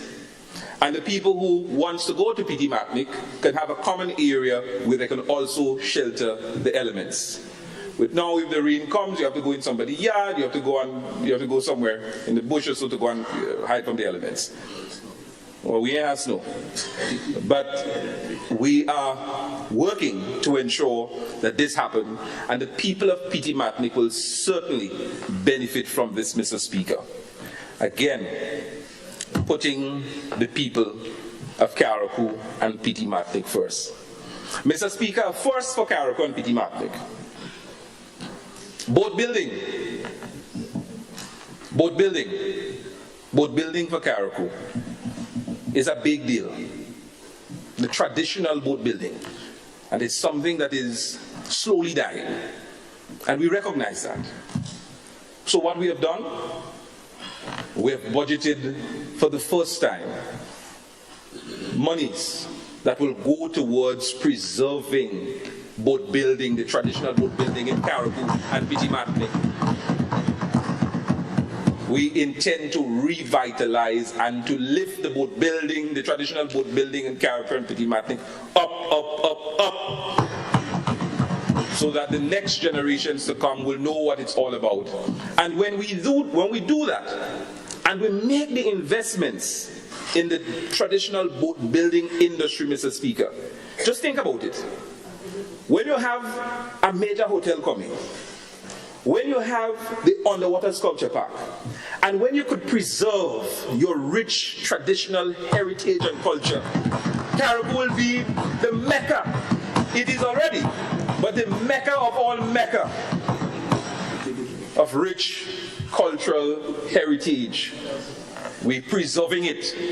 Anything that we perceive that might die, Mr. Speaker, we are going to preserve it for the next generation and the next generation and the next generations to come, Mr. Speaker. So I'm proud of that.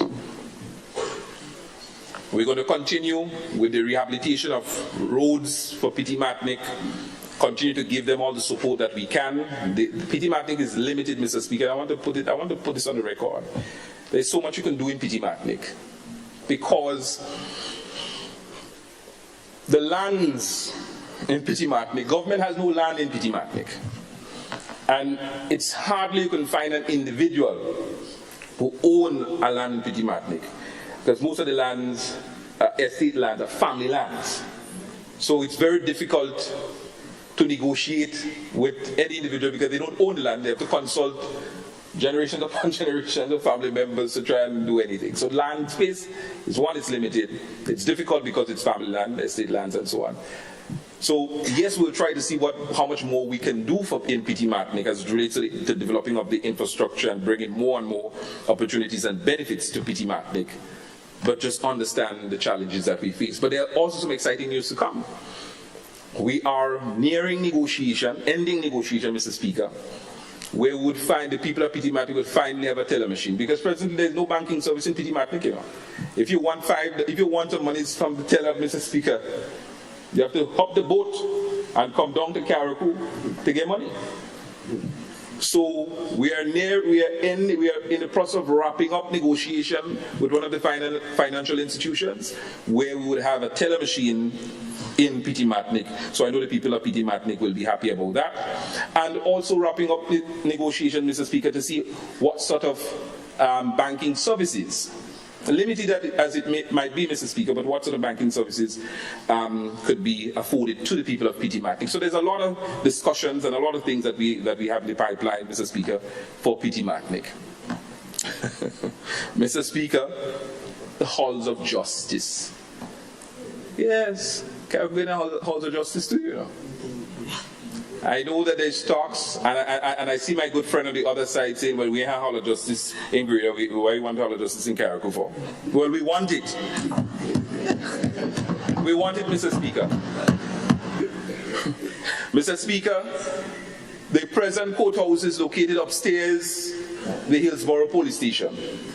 And could you imagine the granny or the grandpa who have to access the courts, but because of their limitations or their disability, Mr. Speaker, they can't access the stairs? Well, with the Hall of Justice that is coming next year, Mr. Speaker, they'll be able to access it. And they would also, we would also be able to have High Court hearing in Carriacou and Petit Matnik, Mr. Speaker. So it's improving. We're improving access to justice in Carriacou as well. So yes, we are working long-term, thinking about health care for the long term, because we are now investing in the human resource, sending our young people to go train and study, so that in 4 and 5 years' time they come back and help with improving our healthcare services on island.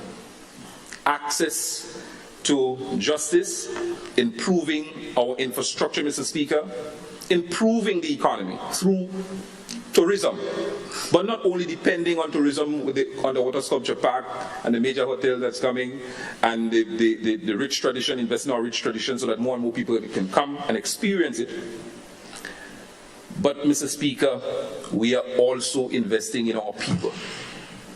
We are also investing in our people. And for that, Mr. Speaker, I'm grateful that this administration continues to demonstrate that it puts Carriacou and Petit Matnik first and foremost. And we don't just talk Carriacou and Petit Matnik, Mr. Speaker, but we demonstrate it. And with that, as I end, and I will yield the remainder of the time, Mr. Speaker, to the Prime Minister for a wrap-up. So if the Prime Minister have 2 minutes to wrap up, if we have 2 minutes to wrap up, I'm yielding the rest of the time to him, Mr. Speaker, when the time comes. But, Mr. Speaker, I'm thanking the Prime Minister for his leadership, for his stewardship that he has shown to the nation, but most importantly, Mr. Speaker, to his colleagues.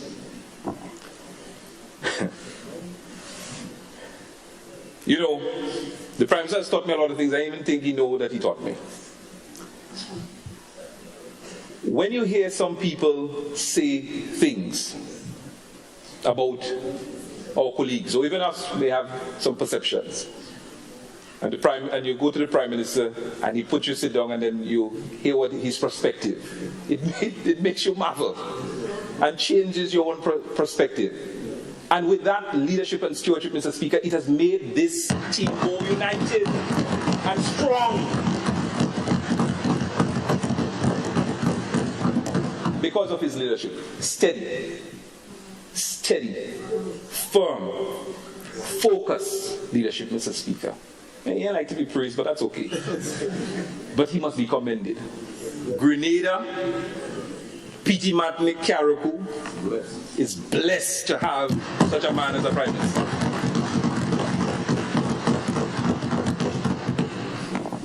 And I'm only saying that because I want more next year. But it is the truth. We are grateful for his leadership. And I think Grenada has truly been liberated with the leadership of Honorable Deacon Mitchell. To my colleagues, thank you. Oh boy. The year and a half that we have served together, colleagues, you have demonstrated your love and commitment. Honorable, the bell went. Oh, sorry. Can I? I'm just wrapping up. So 5 minutes. Or 10 minutes. Yes. Yeah. So.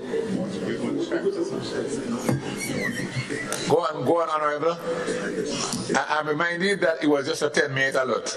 Oh, because I was just going to wrap up, because I was going to say, well, I wanted to wish the grandfather of the house, Merry Christmas, but he's not here. But let me just take the remainder time that I have. So to my colleagues, your dedication and commitment towards the people of your constituency and Grenada, Carriacou and Petit Matnik is unquestionable. And the things that we endure and have to go through, a lot of people wouldn't even dream or dare to do it. So continue to stay focused, Know that I appreciate each and every one of you, and know that for the new year that I'll be coming with even more vigor to come and ask you for more things for the people of Carriacou and Petite Martinique, and thank you very much in advance. To the staff of the Ministry of Carriacou and Petite Martinique, to the hard-working policemen and women in Carriacou and Petite Martinique, to the hard-working nurses and doctors who continue to give their selfless service, to the entire ministry staff, led by our permanent secretary, Javon Williams, to the parliamentary staff, and to all of you who continue to make things happen for Carriacou and Petite Martinique, I really and truly appreciate each and every single one of you. And again, as I started, I'm going to end. The business community of Carriacou and Petite Martinique.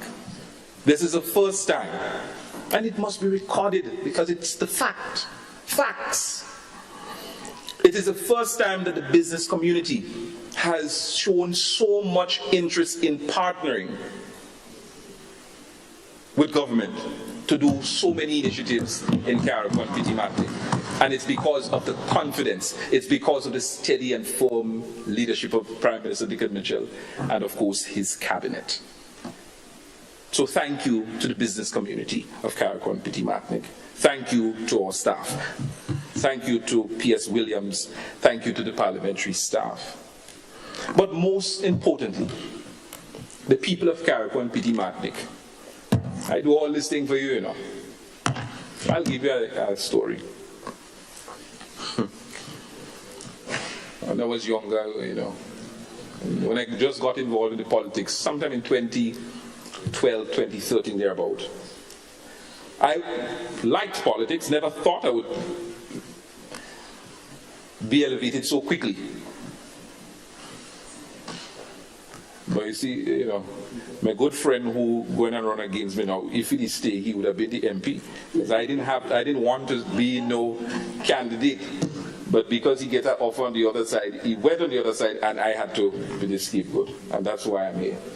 But nevertheless,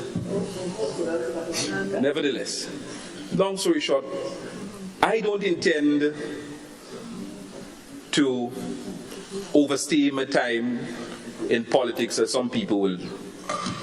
I understand that we all have a mission, and that mission, that aim, is to serve the people of Grenada, Carriacou and Petite Martinique. My mission is to take little Carriacou and Petite Martinique from where it is to higher heights. And I'm going to fight with every ounce of energy and blood in my body to ensure that the people of Carriacou and Petite Martinique continues to get the respect that it deserves. I'm going to ensure that we get the development that we deserve, because for far too long the people of Carriacou and Petite Martinique have been treated as unwanted stepchildren, and the time has come, because it's a new day, it's a new dawn, and we're taking all that we can get now. And when that time is over, I'm going to rest my weary bones, and somebody else is going to come along and take over. And this is what it's about.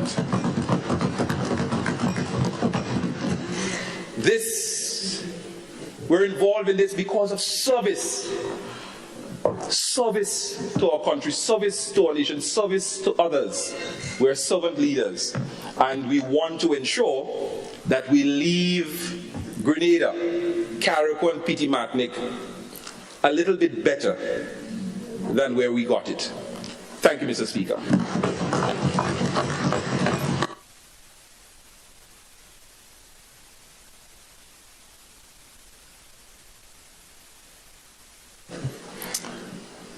Thank you, Honourable Member for the constituency of Carriacou and Petite Martinique.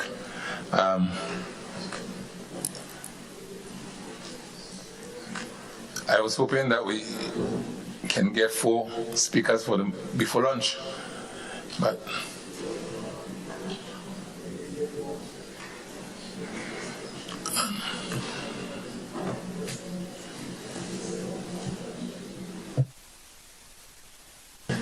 I now pose the question to the floor. It's 10 to 1. What do the members think?